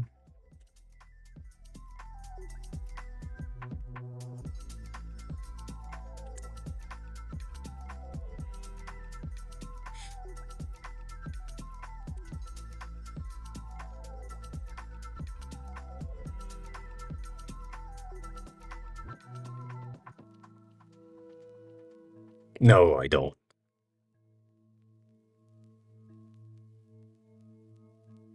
I don't take stops when I go to Japan. That's why my flights are 14 hours. Um,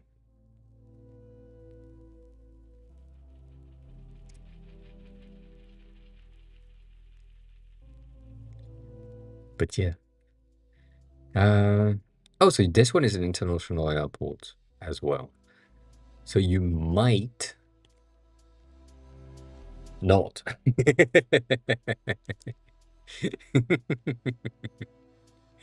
I mean, Italy to Rome is pretty good. Yes, I agree with you, Chris. I agree. I agree. Um, nonetheless, nonetheless, this is an airport. This is how it looks. Usually, you go through security at some point. Usually that's the security things to go to your gate. You need to find the gate in which you're supposed to take your plane, which is really simple to do. And then once you find it, you wait until they call like your name, not your name, but like your group. You board, and then you fly. That's pretty good. Boats, hi, welcome. Welcome back. How are you? And then for before time, the usual recommendations on your tickets is going to be 3 to 4 hours before the flight's boarding time.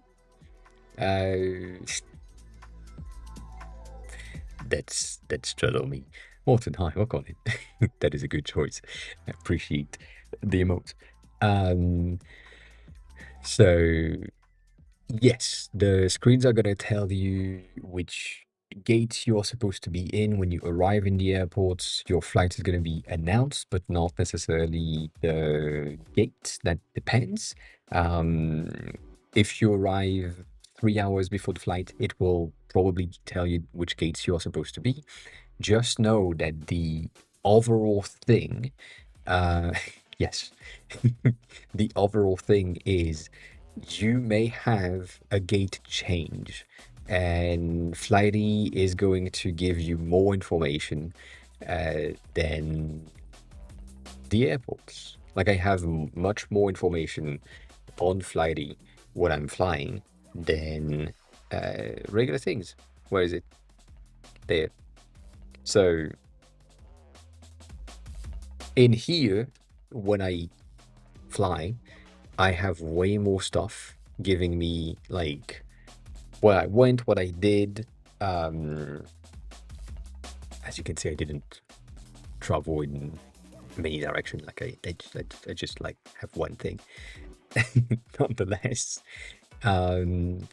it is usually it gave me while or during my flight if I'm ahead or like late compared to the regular thing. It gave me also boarding time delays, departure delays before the airport is giving me the news.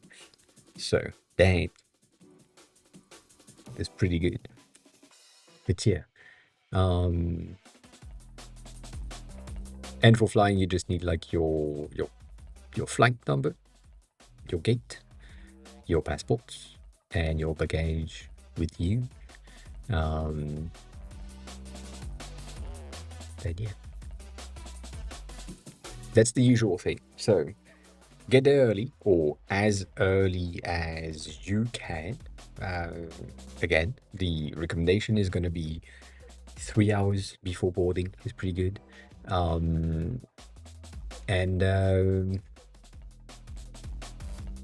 yeah, I think that's broken.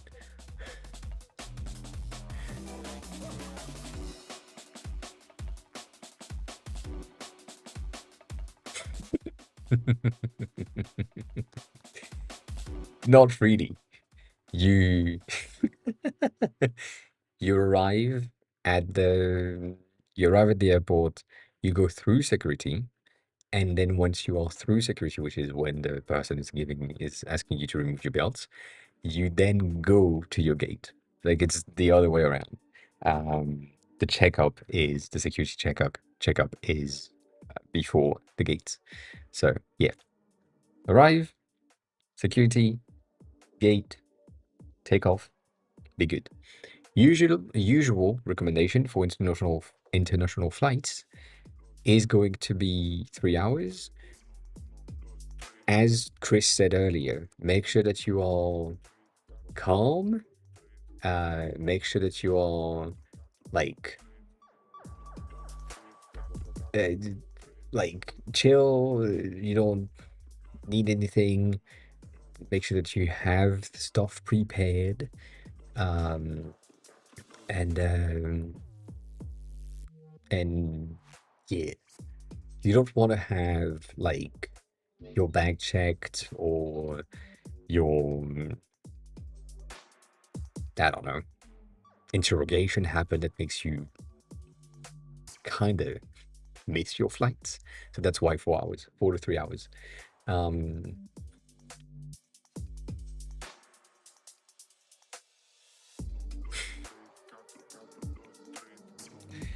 But yeah, when I go to Japan, I basically now because they know me, that's kind of thing. I get there 3 hours before, still. But like because I know exactly what I need to do. Like that's the thing. It's easier to be safer and be there and be available than arrive a bit late and kind of rush. Um, no, Stony, no. Um, but also the only times that I took flights from Italy to Paris, so Milan and Milan, yeah, Milan and Venice, right? These are the two that I took flight to. The Italian members of the airport were not the friendliest, but also probably because I'm not Italian. So it depends. It depends. But yeah, that's the thing. So to answer the other question that you have, yes, you kind of need your plane tickets for security. Like you will need to scan your plane tickets to go past security. They need to ensure that you have actually a flight scheduled to pass security. So that's a good thing to know as well. So the code is going to be used as well. And yeah, get to the airport, checks the screen to look for the code. No, it doesn't really matter. Almost. Get to the airport, go through ticket security, check the screens, and then go to your gates now that you have your screen numbers, and then wait. Yeah. Also, yes, never leave your bag alone. Ever, please. Hello, hi, welcome back. How are you? How's the day going? How's the internet coming back?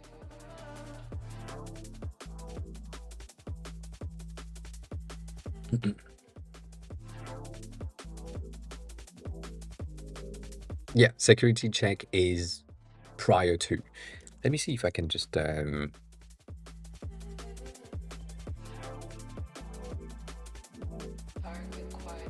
I doubt, but we never know.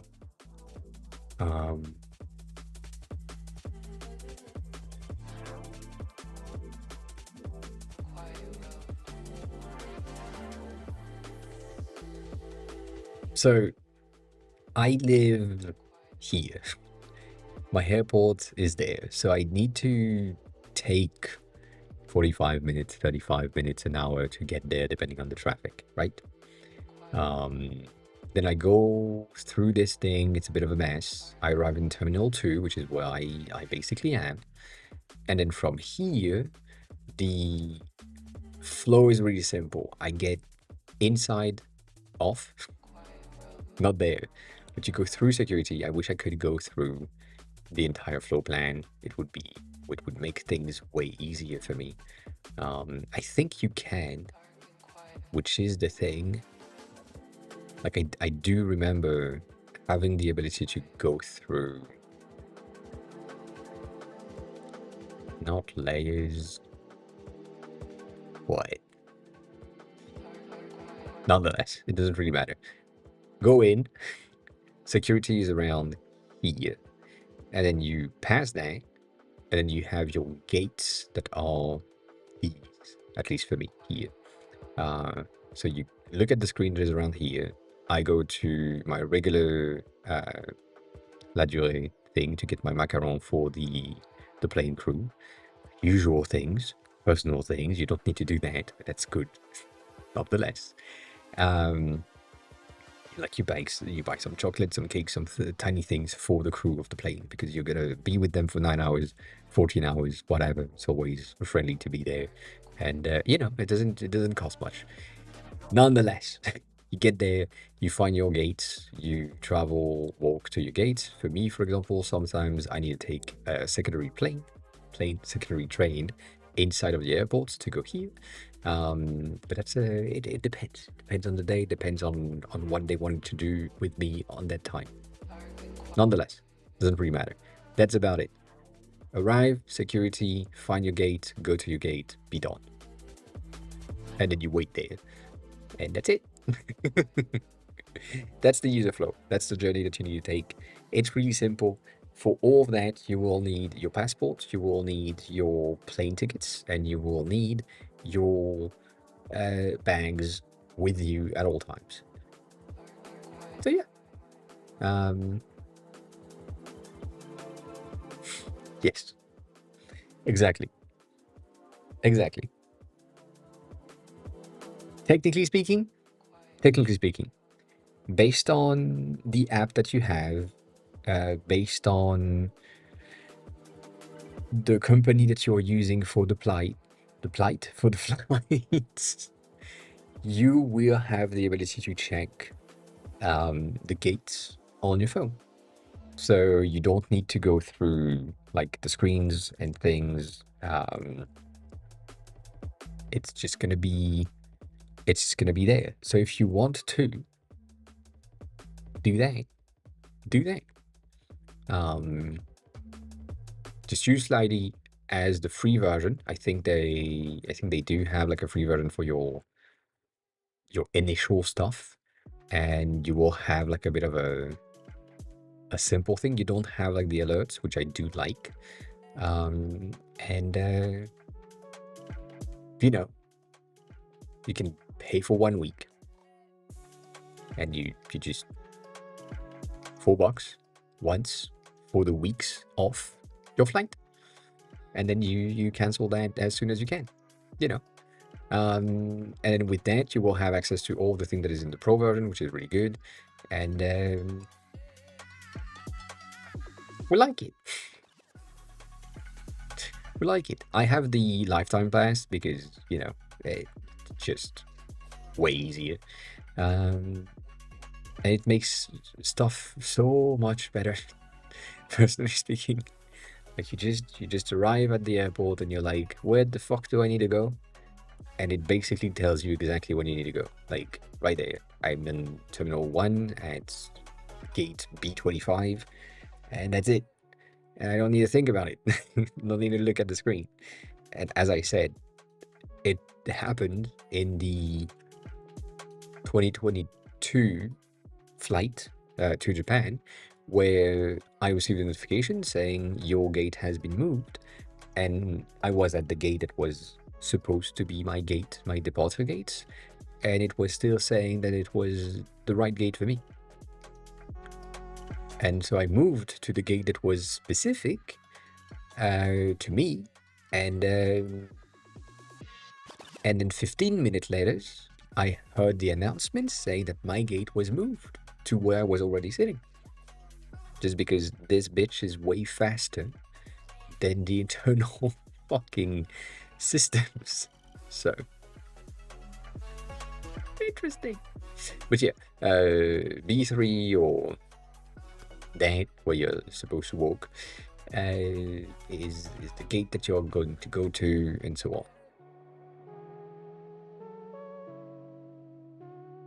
So,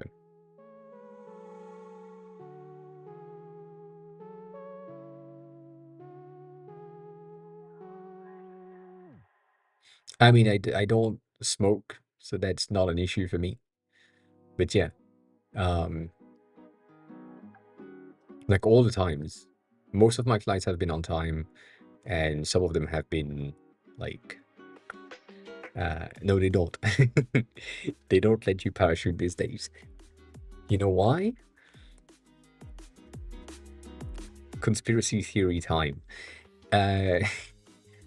When you are about to crash, they give you a bit of a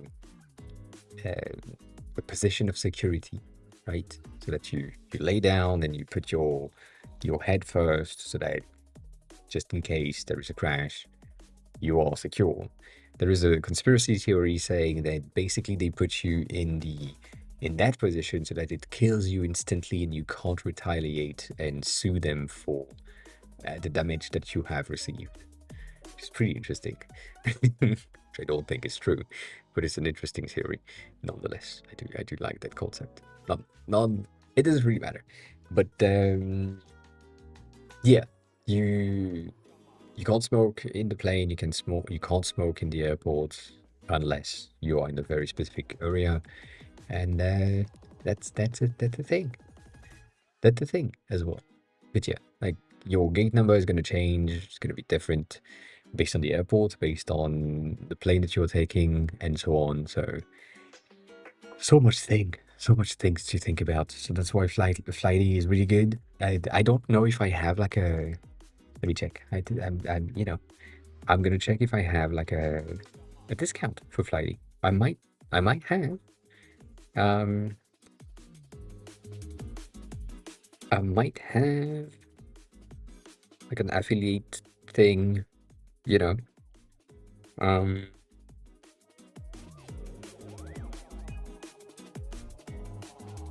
hmm. They have added so much stuff, which is really cool.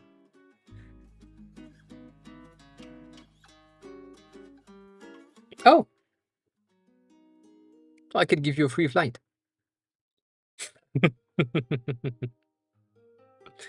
Apparently, I have like give a free flight to a friend, so I might do that. I might just do that. Maybe that works. You know, you tell me. You tell me if it works. If it's a free trial, I don't know how long the free trial is, but if that works, it's not a free flight, Chris. It's a free flight in the app. You know, it's not the same thing. But yeah, that might be an option for you to get like a free flighty thing, so that you don't need to pay for the week. Basically, you have like access to all features, I'm guessing, for the flight that you're taking. So that might be a thing. Saving you a bit of money, you know. It's pretty good.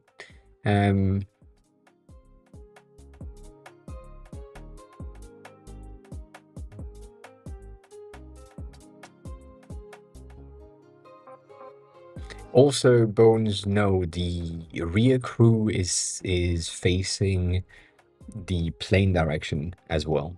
But I do agree that the front crew is facing the passenger.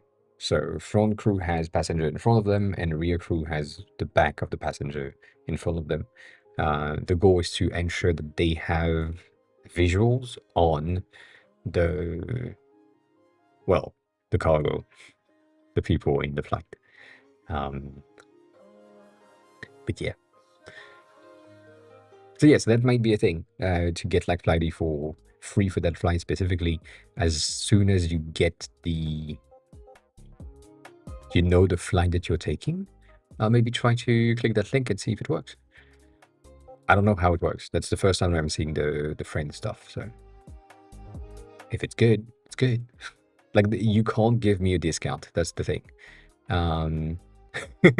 Visualize the low suit, yes.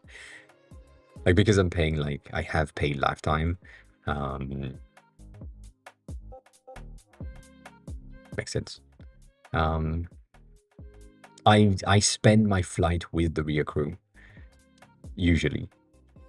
Like even if I'm on business or premium economy, like in the middle of the flight, I usually am like standing and chatting with the rest of the crew at the back of the plane, just because it's 14 hours. So I don't really mind. I need to do something. I don't think it should be a basic app, but if you don't know, apparently you don't, because you don't really take planes. If you don't know, for anyone that is here, you can text someone that has an iPhone with your flight number, like just the flight number. Like for example, the flight numbers in France, or for Air France, which is the company that I'm using, is AF something. Usually AF 275 is a flight that I have. You can text that in iMessage to someone in your family, and it will highlight the plane number, because the iPhone is intelligent enough to recognize these things, and then you can tap on it and have like a bit of a tracking of that plane at all times. It's an option. It's not as good as Flighty, but it's an option. It's free. It's integrated if you want to. What do you mean? What do scallops taste like? Is that really a question, Chris, or are you making a joke that I don't have?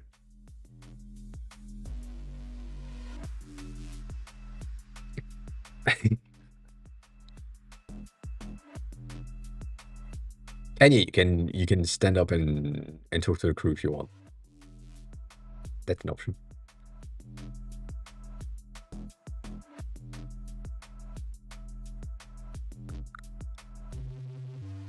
I don't know how to explain.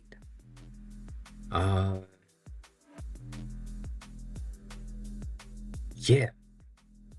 I think scallops taste like scallops, depending on how you cook them or not cook them. Like if you get them raw, like slices, which are really good with a bit of lemon.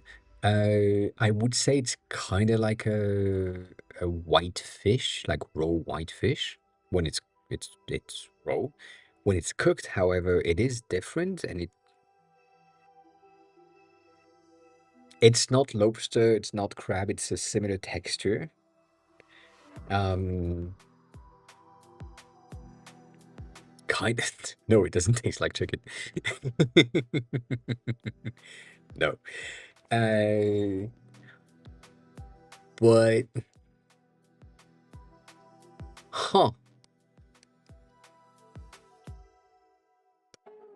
I don't know how to explain it. Not really.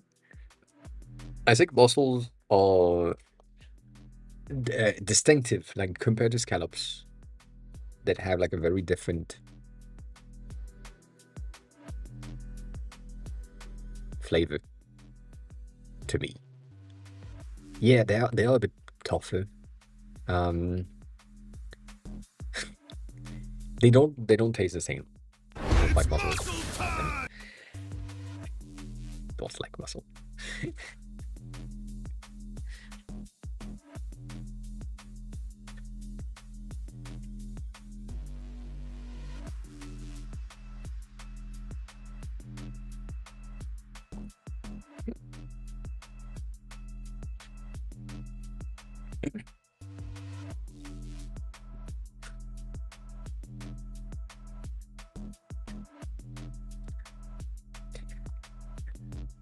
In terms of texture, at least to me, in terms of texture, I think we are closer to lobster slash crab, kinda.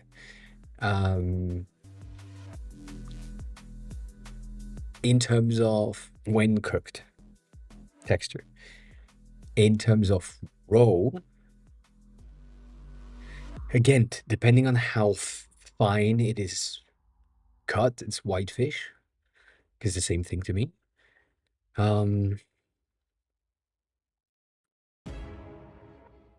But yeah.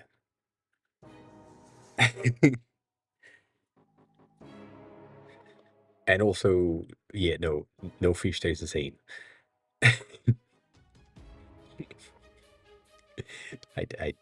Yeah. Chicken of the sea is pretty good. Chicken of the sea is really good. I appreciate that. Yeah, yeah. I think chicken of the sea is gonna be shark meat. It's kind of, or crocodile. Kind of, it's not really the sea, so that doesn't count. And shark meat is mostly like tuna, so yeah, debatable.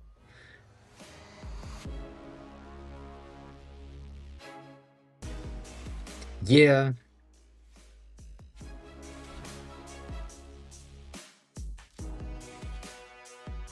Also, Ko is really good.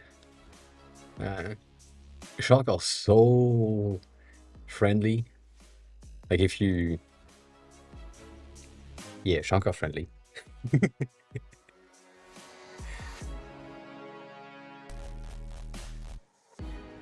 That might be the reason, yeah.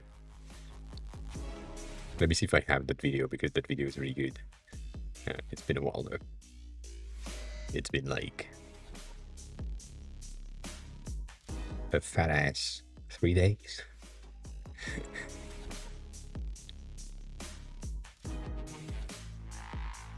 Yes. Dolphin are the evil one. Evil one. For sure.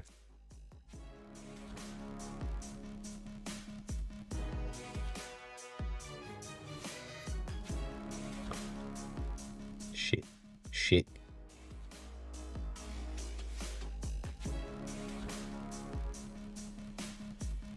Cat, I sent you some sharks earlier today. Everyone's in Do you have them?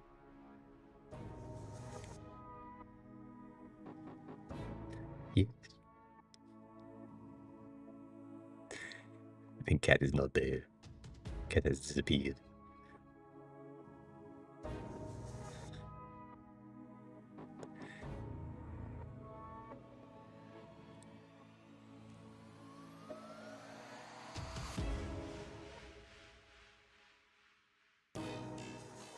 Yes.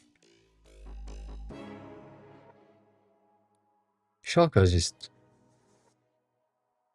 really nice. Sharks are really dogs. Like, just dogs, nothing else.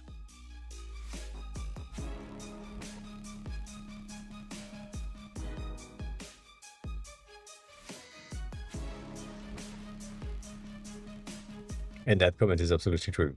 Yes. Yes. Yes, 100%.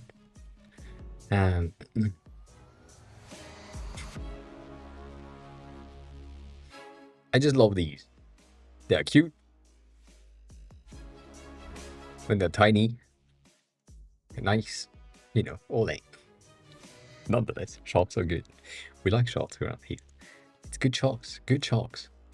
Good sharks. They are very cute.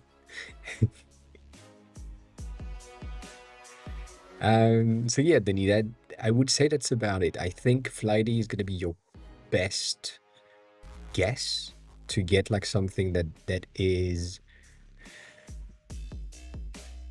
on your phone and working, and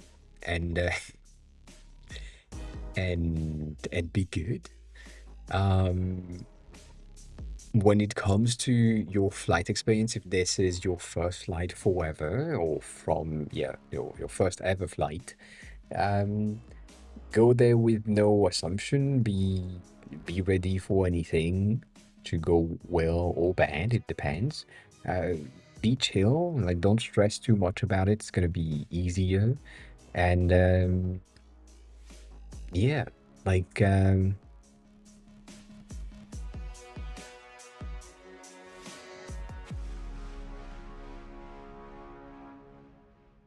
it's yeah, like everything is gonna be fine. That's the usual thing.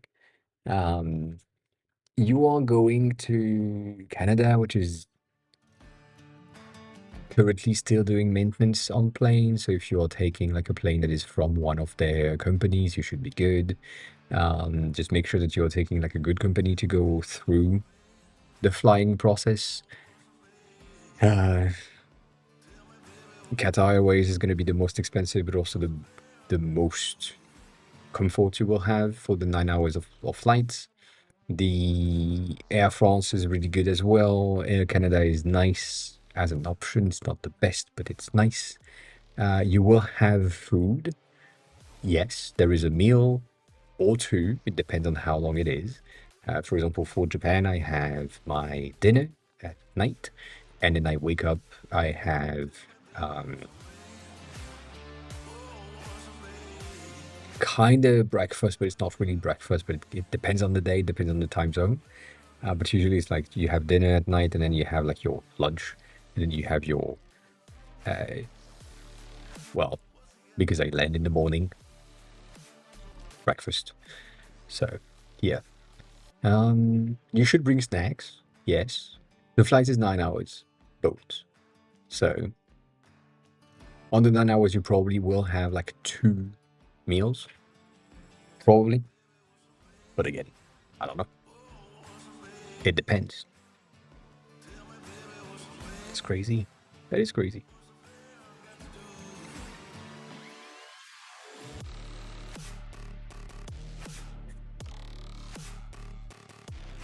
Also, saltier snack normal is a pretty good idea. Yes, I agree with that.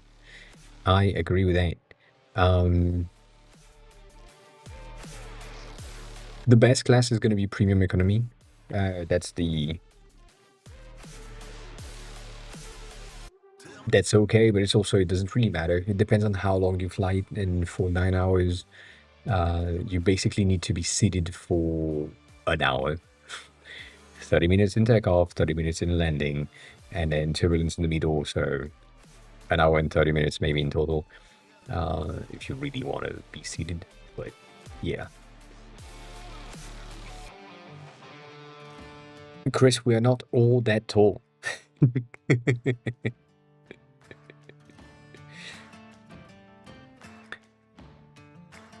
Like, I don't need the leg room at all, which is one of my huge benefits.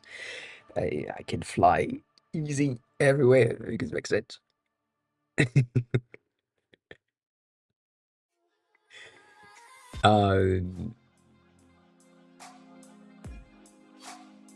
You should be a bit tight in economy. Yeah, 6'1", you're gonna be a bit tight. I'm 5'6", so 5'6", 5'7". I'm really like good in flight.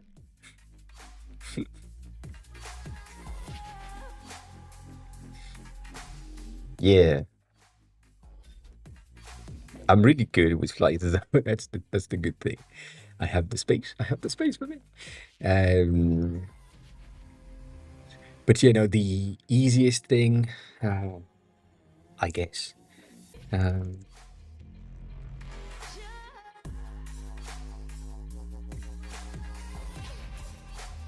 regular things, right? Let's do a very, very much regular plane with I'd say one of these is gonna be some of the easiest one, but this is my regular seating, right? For me, I either take one of these. I mean, these are reversed. What the fuck is that? That's crazy. Uh, um, business is a tad bit expensive. I wouldn't recommend it for business is only good if you need to be operational when you land. But yeah, I'd say this might be like a this might be like a regular plane. So I personally tend to go for these ones when I go into economy, which is like the back of the plane. When it's just two people, I either take the one that is close to the window or the one to the aisle. But that the reason for this is that if I need to bother someone to go to the bathroom, I just need to bother one person and not two, or whatever. Like if I'm here to go thing, and that doesn't really exist anymore. Not anymore. At least not in the flight that I took. I've been here all the time, and the bathroom have been there all the time, and it doesn't smell like anything. At least not for me. Maybe I have no nose. I don't think so, but whatever. You can also do one of these to get like basically an exit, which means that you can't really have your bags in front of you, and you don't really have like a TV or something, which is not the greatest option. I mean, you have one, but it's not the best. But you have like more leg room. So if you need leg room, that is going to be a pretty good option. If you need more leg room, but you don't really care, this one is going to be good because you can kind of lay down in diagonal and have your legs inside of this space right here. And that doesn't bother the people that are walking through the pass. So that's why I'm usually getting the back one, because they are easier. Sometimes you have some here. And so for me, in premium economy, I'm going to be around here, which are like premium economy is going to be here, business is going to be here, and first class is going to be here. Yeah. It's an Italian-based flight, Chris, so I doubt there will be an American on that airport specifically, but we never know. We never know. Nonetheless, these, at least for me, for the back of the rows is going to be easier and better to manage. And then, as I said, I usually am here in one of the two things, and then I spend my time here with the crew. Like I'm just talking with them because I bring them some snacks and I bring them like some macarons or chocolate or things. We have a nice discussion. That's usually what happens. But yeah, like that these are going to be the best. These are going to cost you 5 to 8K, depending on the airline. So, yeah.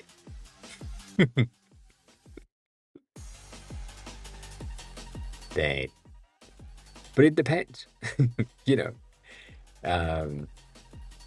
like if I go back into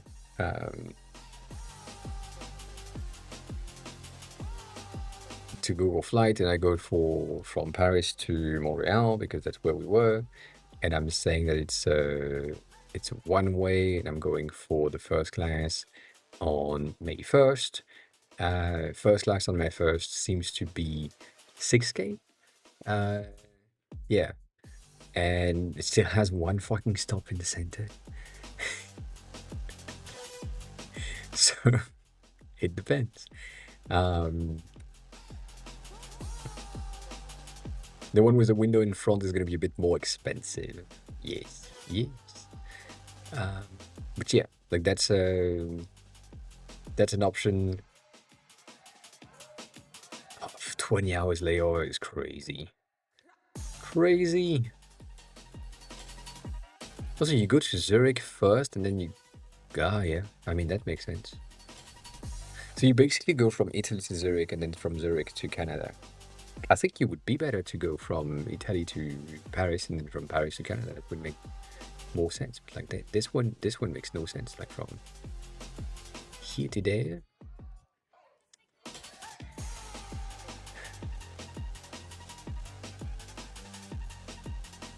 God damn.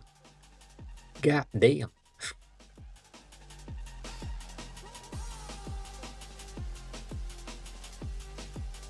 Just because I said non-stop, god damn it.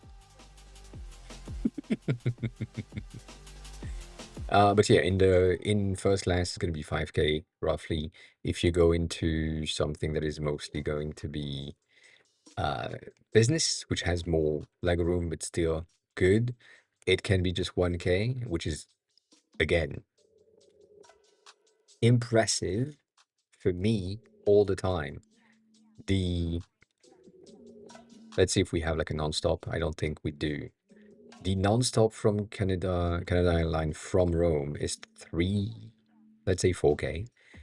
And then you go from there to premium economy and it's 1K less. And the first class just doesn't exist in that specific flight. But again, with you doing like a bit of a stop in the middle, it's 1.7K, which is pretty good. But also,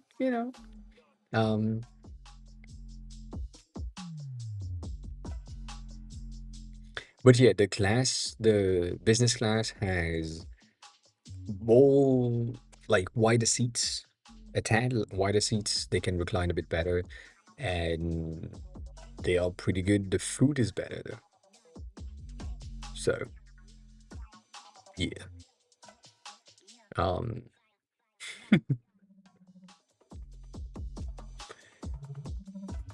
personally speaking, I would go for either premium economy if you don't want to spend too much, or business just because it makes sense. But yeah, like when you see the prices of basically 1K for business for a 9-hour flight is pretty good. But then again, the only one that you will have at that price is going to be the ones that are 16 hours, and you basically have a stop in Toronto, which is weird. But yeah, that's pretty good though. um, yeah, that's kind of false, but yes.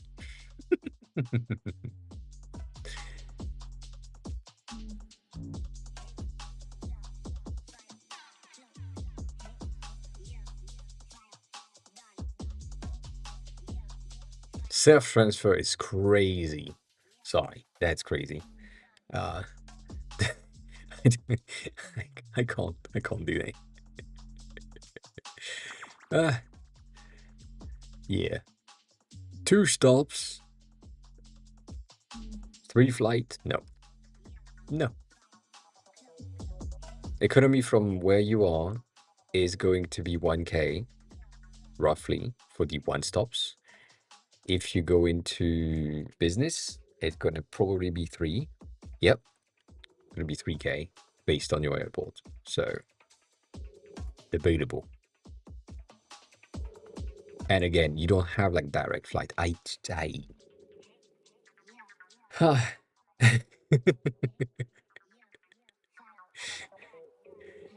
know.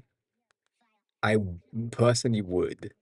I would travel to like another international airport that would give me a direct flight.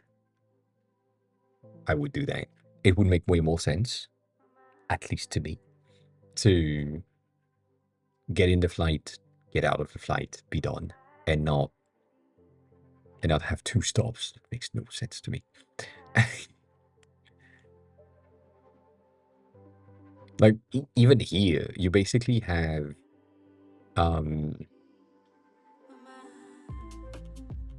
Lufthansa from your place to Leonardo da Vinci International, and then And then from there, you go straight. So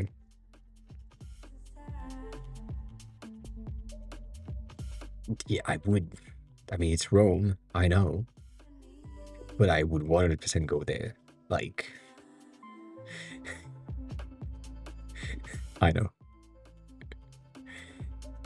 You go there the day before you take an Airbnb, you know, and then you just get a fucking direct flight. But god damn.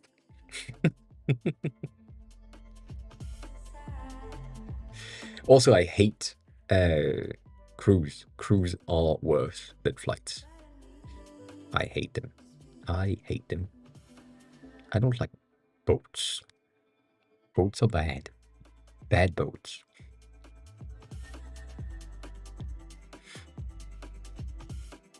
Yeah.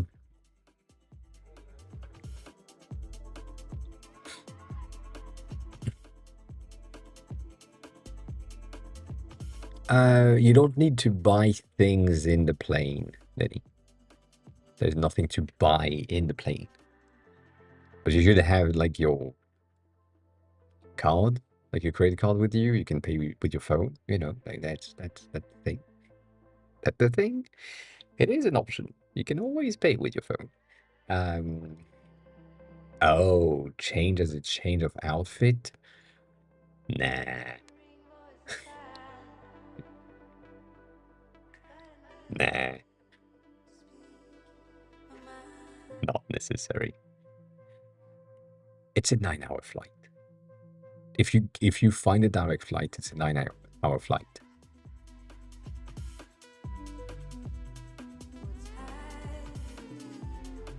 I mean, I take 14-hour flight and I don't smell when I land, so you know, that's a choice. It works.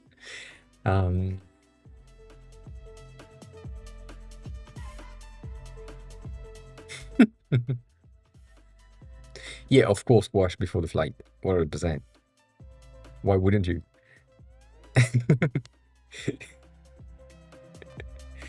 Why wouldn't you? Ah, goddamn.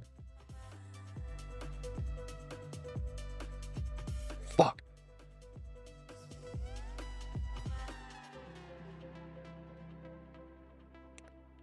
That's wrong.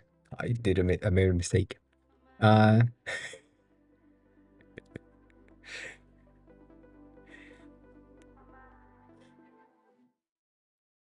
Why did I do that, bro?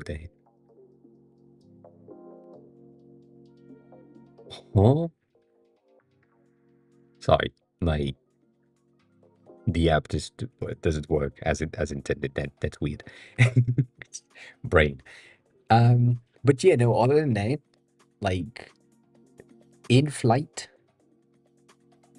sleep, again, depending on the time at which you are like leaving and the time at which you are landing, right? From 11:30 to 2:30 p.m. on the same day, like you arrive in the middle of the day. So that's pretty good. What I would highly recommend you to do, though, because you arrive in the middle of the day with that flight specifically on May 2nd, it depends when you find your flight, you will define, you know, all that. But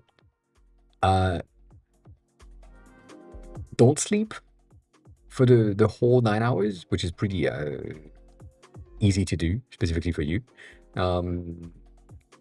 Like, right? You just arrive a bit later. It's kind of fine. Don't sleep is going to be the best recommendation. And then when you arrive, don't sleep until it's like night there, and then you sleep for the night. If you know that you will arrive exactly in the morning, so let's say that you're landing at, I don't know, 6 a.m. or something.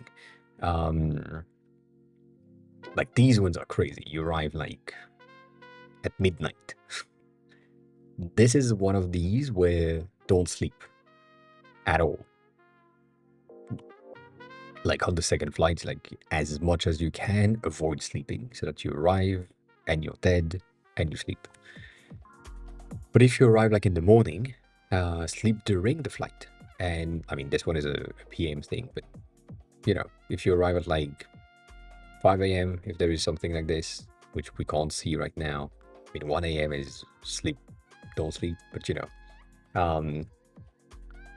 I'm gonna use Japan because it's gonna be easier for me to show you what I'm talking about.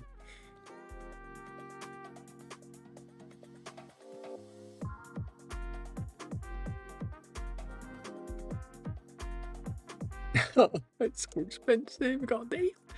Goddamn. Like if I take the evening flight, I'm taking off at 8 and I'm landing at 5:20 in the afternoon in Japan. I need to be dead here. I need to be dead. I need to sleep right there. Otherwise, I'm jet lagged on the next day. So what I do is I arrive in the plane, we take off, I sleep for like 6 hours. I do my best. And then as soon as I wake up, I do my best to stay awake until I land. I do my best to stay awake until it's like 8:30, 9 something, so that it's regular time to sleep. Then I fall asleep in Japan and I'm good. When I have like flights that are the other ones, like this one, for example, which is my 9 a.m. in the morning to 5:55 arrive in Japan, I usually do like attempt to sleep the whole time.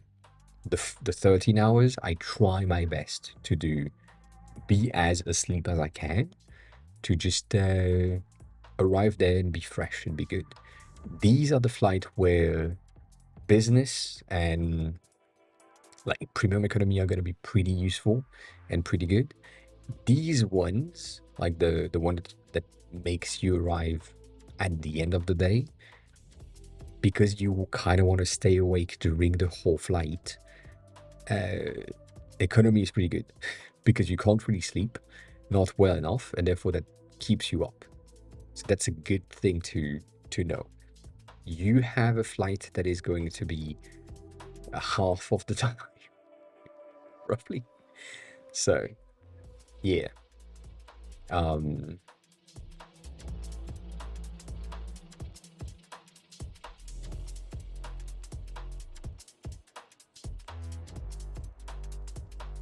That would be my recommendation, at least for me, to make sure that you have something that makes sense. And yeah,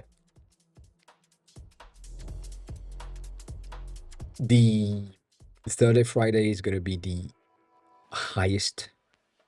Thursday is going to be cheaper than Friday. Friday is going to be expensive, and Saturday is going to be sometimes expensive. Sunday is going to be less expensive. It depends on the flight. God damn, it was the dang.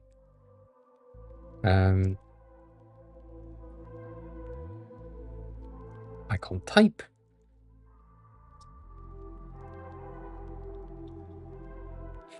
No, I did not. No, I did not.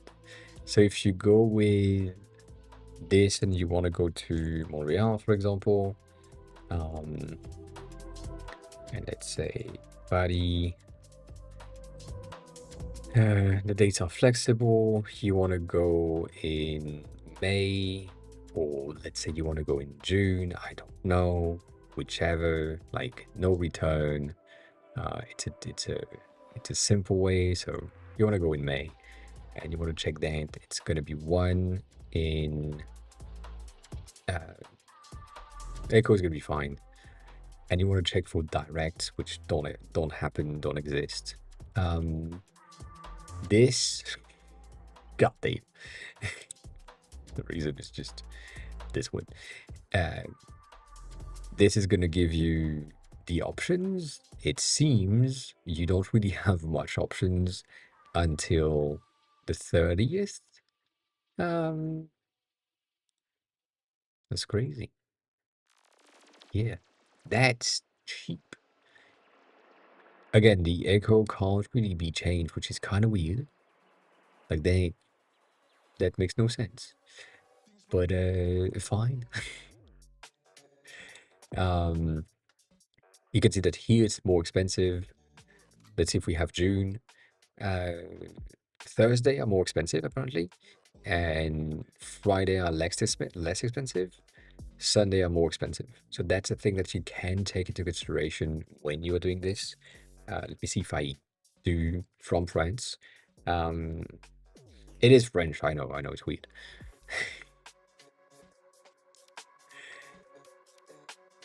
Like here, you can see that my Thursday for Canada are way cheaper. $250. God damn. Let me do direct flights. $270 for a direct flight to come to France. take a flight to Paris, and then take a flight to to Montreal from Paris. It's gonna be, look at this, like May 23rd on a direct flight is 270. That's crazy. That is crazy. And the 31st is like 309, which they say that this is the most expensive one, which makes no sense.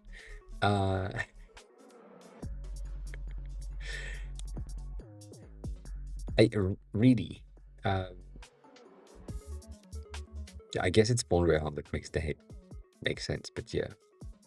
Nonetheless, right? You have that as an option to check the prices. You can see that most of the time, Thursday, Friday, Saturday at times are a bit cheaper. So maybe do that. Booking.com are gonna have cheaper prices up front, but then you're getting a non-discount thing after. You need to pay for taxes and things. So let's say you wanted to go on this one, which is in Paris, so it makes no sense.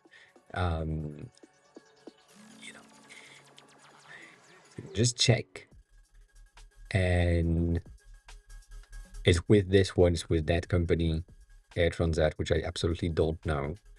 So can't really check. And then I forgot if we have something for the type of, yeah, we can't change that. Oh, we can now.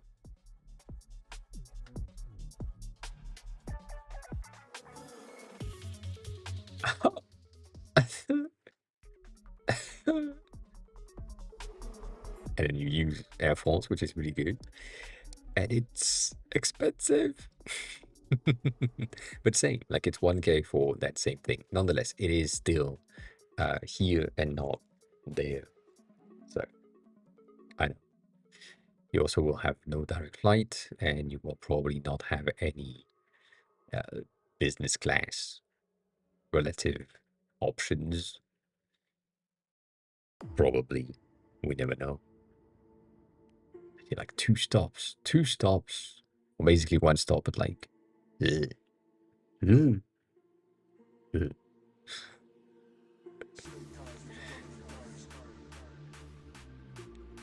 It depends on the plane. So first class is based on the plane that you're taking. So it's sometimes like the plane in question doesn't have a first class. They just have like a business class, and that's it. So that might be the reason. It depends. It really depends all the time. I wouldn't, personally speaking, check for like business or first class when I look for the flight itself, just because that way I can have access to things like this. For example, it's a bit cheaper. You have one stop in the middle, which is okay. But then again, it really depends on you, and I mean, you don't know, which is kind of sad. But this company here is debatable, and that's the thing. I pay more because I like the company that I'm flying with, and that's a reason. So, yeah, it depends on you. Again, it depends on you. paying for business is not a good idea. Paying for first class is not a good idea either.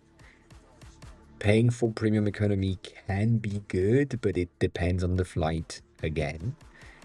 And yeah, unless like the regular thing, the thing that we say is unless the company that is making you come to a specific place is paying for your flight and is basically bringing you to the city or the country that you are going to, and they are paying for you to be comfortable, no one is in first class except like CEOs and famous people. Yeah, usually like the first class is not for regular people. I wouldn't recommend you to spend 2 months of salary in a 9-hour flight like that. That is not a thing. No, it doesn't work like a train. I mean, kinda. It kinda works like a train, but the train doesn't work like the. I mean, the class system is not the same. Not at all. But yeah, like the overall thing is this: I wouldn't recommend you to get like the more expensive thing. If you can endure, like, if you can find a direct flight that is not that expensive, like the one that I shared earlier, um, getting the emergency exit is the cheapest option to ensure that you have leg room, but you don't really have the entertainment system, so you would need like an iPad or something to watch movies and things that you already have on your computer, iPad, whatever. Um, but yeah, I think 6-1 you should be good in any places, to be honest. But yeah, that's also true. Yes, planes don't have wings. That is a fair point. Um, that is a fair point. Yes, 100%, 100% point. So yeah, do that. Uh, if the company is paying for your flight or helping you with the price of the flight, and they have a budget to bring you in, and you know how much it is, like they are covering up to, I don't know, 1K maybe. That basically is a discount on your end to say, well, 1K that you are paying is basically the cost of the flight, and you're giving that to me so that I can book the flight, and then you know, um, then you can book something that is a bit more expensive. But other than that, I wouldn't do that. Again, the only reason why I'm flying premium economy and business from here to Japan is because I usually have my big backpack and my small suitcase that are both considered as in-cabin items, and I need two. And because of that, uh, yeah, I just need to get like the upgrade to get like 2 bags in the hole. That's it. That's it. I don't check bags, so I need two with me.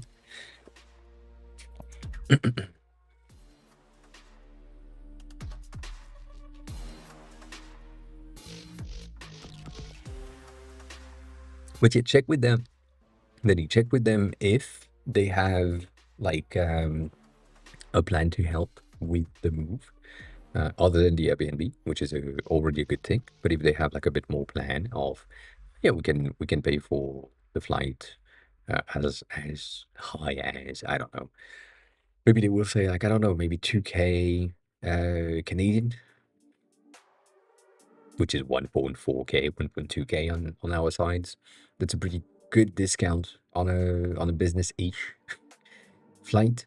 And if you can do that, or if you can take that as into account to take a train from where you are to Rome, for example, from where you are to another city in Italy to get like a direct flight, that would be a pretty good idea. At least from my point of view, that would be a very, very good idea. So yeah, I'd say that. God, they are tired. Oh, holy shit. That's about it. That's a long ass discussion about airports, to be honest. But it's really good. It's a Friday, so that's fine. There's a review. Yeah. Do that. Um. Oh, also, if you want to fly out like next week, that's crazy. Don't do that. Like, plan ahead when you want to book a flight.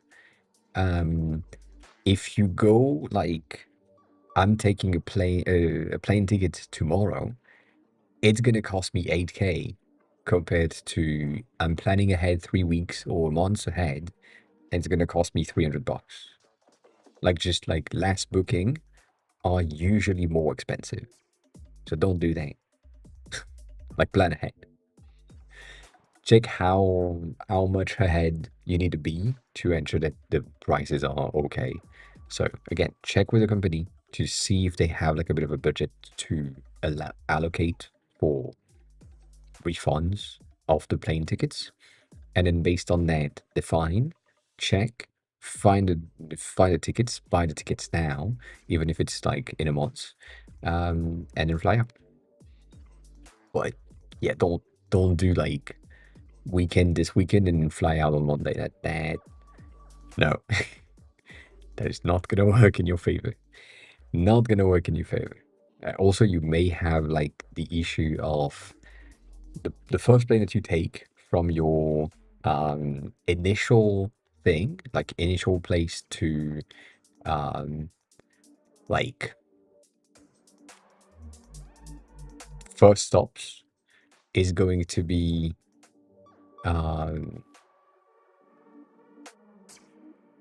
yeah, yeah. I mean, don't go all out with that for sure, based on the Discord message. But yeah, just get the like the thing that I was about to say is, if you have a flight that has a stop in the middle, you are sure to have your first flight, that's for sure. But then your second flight is kind of sure as well, but there might be double booking, there might be other things, because there are people that are from that specific place that could have taken the same flight or plan to take the same flight, that have some sort of priority because it's not like a connected flight. And that based on the system, that's not something that you can like plan. That's also why I'm highly recommending like direct flight, just because it makes more sense and you don't need to think about the connection. And sometimes you don't have like a 6 hours layover, where you would love to have access to the thing that were in your check bag and you can't really, and so on. So yeah, direct flight all the time, all the time.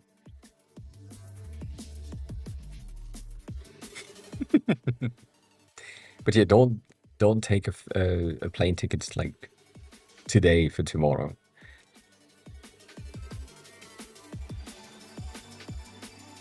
Like, if I'm getting a simple from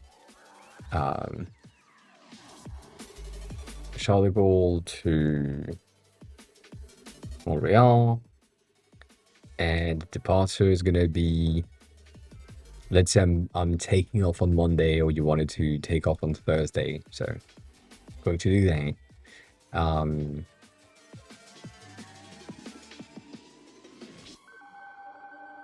if it works. Now I have doubts. This website is always very slow. Always very slow. Let's see. A lot of doubts right there.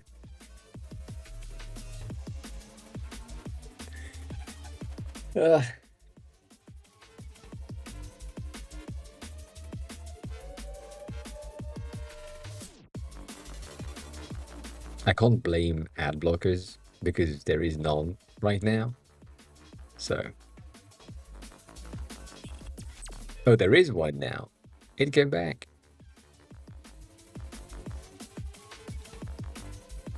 Let me try that again. That's still the same.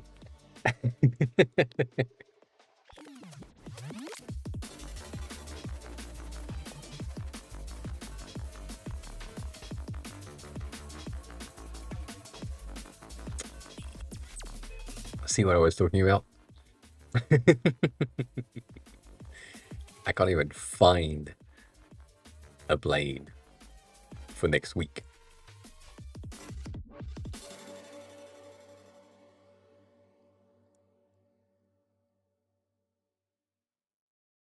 Apparently it's back.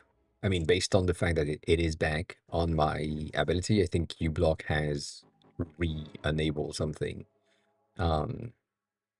Yeah, but again, Booking.com is not the airline direct. Like it's fake data. I hate Booking.com, as you can tell. You will find way more stuff, but then you click on it and then it doesn't exist. So, you know, it depends. It depends. Let's try tomorrow.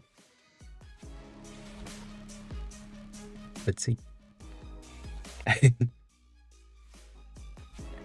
I don't know if it's because it's so close in terms of time, or if it's just Air France being bad.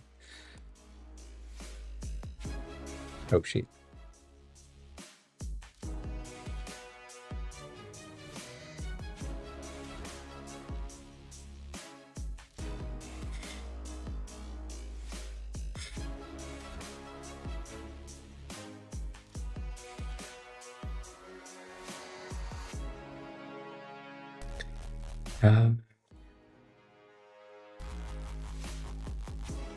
Let's do 19.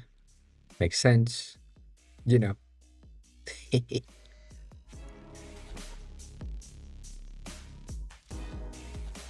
Like if I take off today, which is too late, it's 4K. If I take off tomorrow in economy, it's 2K. If I decide to go further out in terms of when it's supposed to be, I wish I could just change that, you know, like the regular thing.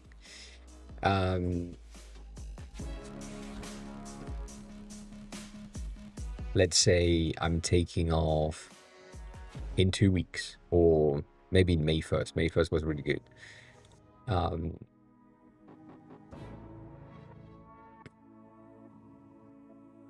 It's 3 weeks away. It's 1K less on Friday. So I'm saving 1K by just delaying my takeoff by 2 weeks, 3 weeks technically. So if you want to save and not abuse of the thing, as you said, you know, plan ahead. So this weekend might not be your last weekend. That's what I'm saying. And if I'm going back like end of April, 1.5K is still kind of expensive, but not that expensive. And then you can also see that these have 5 seats available, and you know, might not be good enough. And so if I decide to take like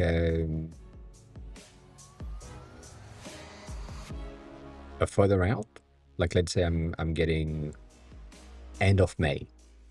I don't know. I'm just checking. Is it way different? That's usually the question. Like, does end of May change much? No, end of May is the same price. So now I know that with that company specifically, basically 3 weeks out is pretty good. It's the same price between 3 weeks out and 2 months out. Like, I'm gonna pay 1.3k for economy seats. That's gonna be it. That's good to know. Compared to like Air France, where based on the time, based on things, depends. But also, that's so good. Sorry, I'm obviously biased. 7 hours. It's half of the time that I take to go to Japan. That's crazy.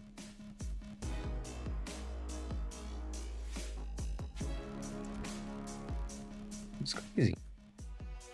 Oh, yeah. You have a bus first,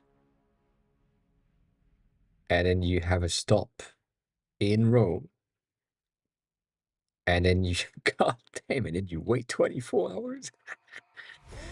And then you fly it again. It's the same price. Like 1.3k, basically 1.4k. So, you know, debatable.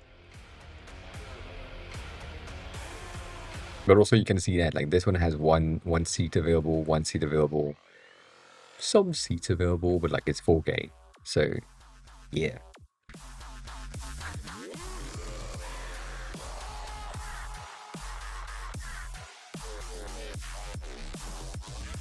I mean, if you have a layover of 24 hours, you're good. You're not gonna risk anything. Like that bus to get there for that stop, like you basically take from Bari to Rome. Then, yeah, that's good. Layover of 11 hours, I think you should be fine. I think you should be fine.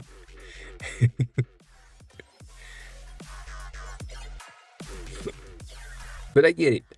I would.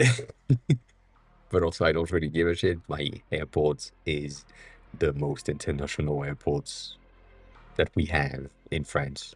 So I'm fine with that. I don't need to check about it or think about it much. It's just, it's there. It's working. I'm good.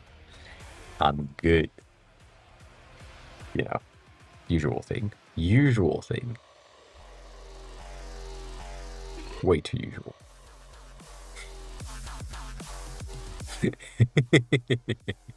Yes. Yeah, I mean, if it's your first time taking a plane, I understand that you have a ton of questions, and because some of us have taken a lot of planes, you know, it makes sense. It makes sense to help. LHR? What is LHR? I don't know what LHR is. I mean, I feel like I know. But I don't know. Oh, Heathrow. Oh, London Heathrow. Yeah, that is true. That is true. Never been to the UK, so I don't know. It's so close to me. But no, I've been to... Again, I said that before. From France, I've been to Belgium, I've been to the Netherlands, I've been to Denmark, Sweden, I've been to Liechtenstein as well as Luxembourg, Italy, Spain, Germany, but London and the UK, never. Ireland, never. Scotland, never. I don't know why. I mean, it never could, but yeah, it's just never happened. So, you know, it's interesting. It's good to know. You know. It's interesting. But yeah, I've been mostly to, yeah, close by, I would say. Italy, Spain. Never been to Portugal, which is interesting. I think I passed Switzerland, but I'm unsure. It's been a while though. Yep, it's been a while. That's what I'm gonna say. It has been a long ass time. Long ass time. Anyways, I'm gonna send you to Clark. It's Friday, and because I'm tired. As always, thanks for being here. Highly appreciated. The VOD is going to be on YouTube. You know that. If you have questions and I'm not live, you can ask a question on Discord. That will be highly appreciated. And since 2 weeks ago, we had the Patreon running with the new Figma bootcamp that is in there. If you want to just wait for it to be available on YouTube, it's an option as well. If you want to learn Japanese, as always, Can is really good. We like it. And if you want to buy a UI kit, the Bomb UI kit is pretty cool. If all goes well, I shall be back on Monday. And yeah. As always, hope you have a good rest of your day. Who won is the question. Chris won by a landslide. That is crazy. Good job, Chris. Congrats. Congrats. Anyways, eat something, drink something, be kind to each other. I'll see you soon. Bye.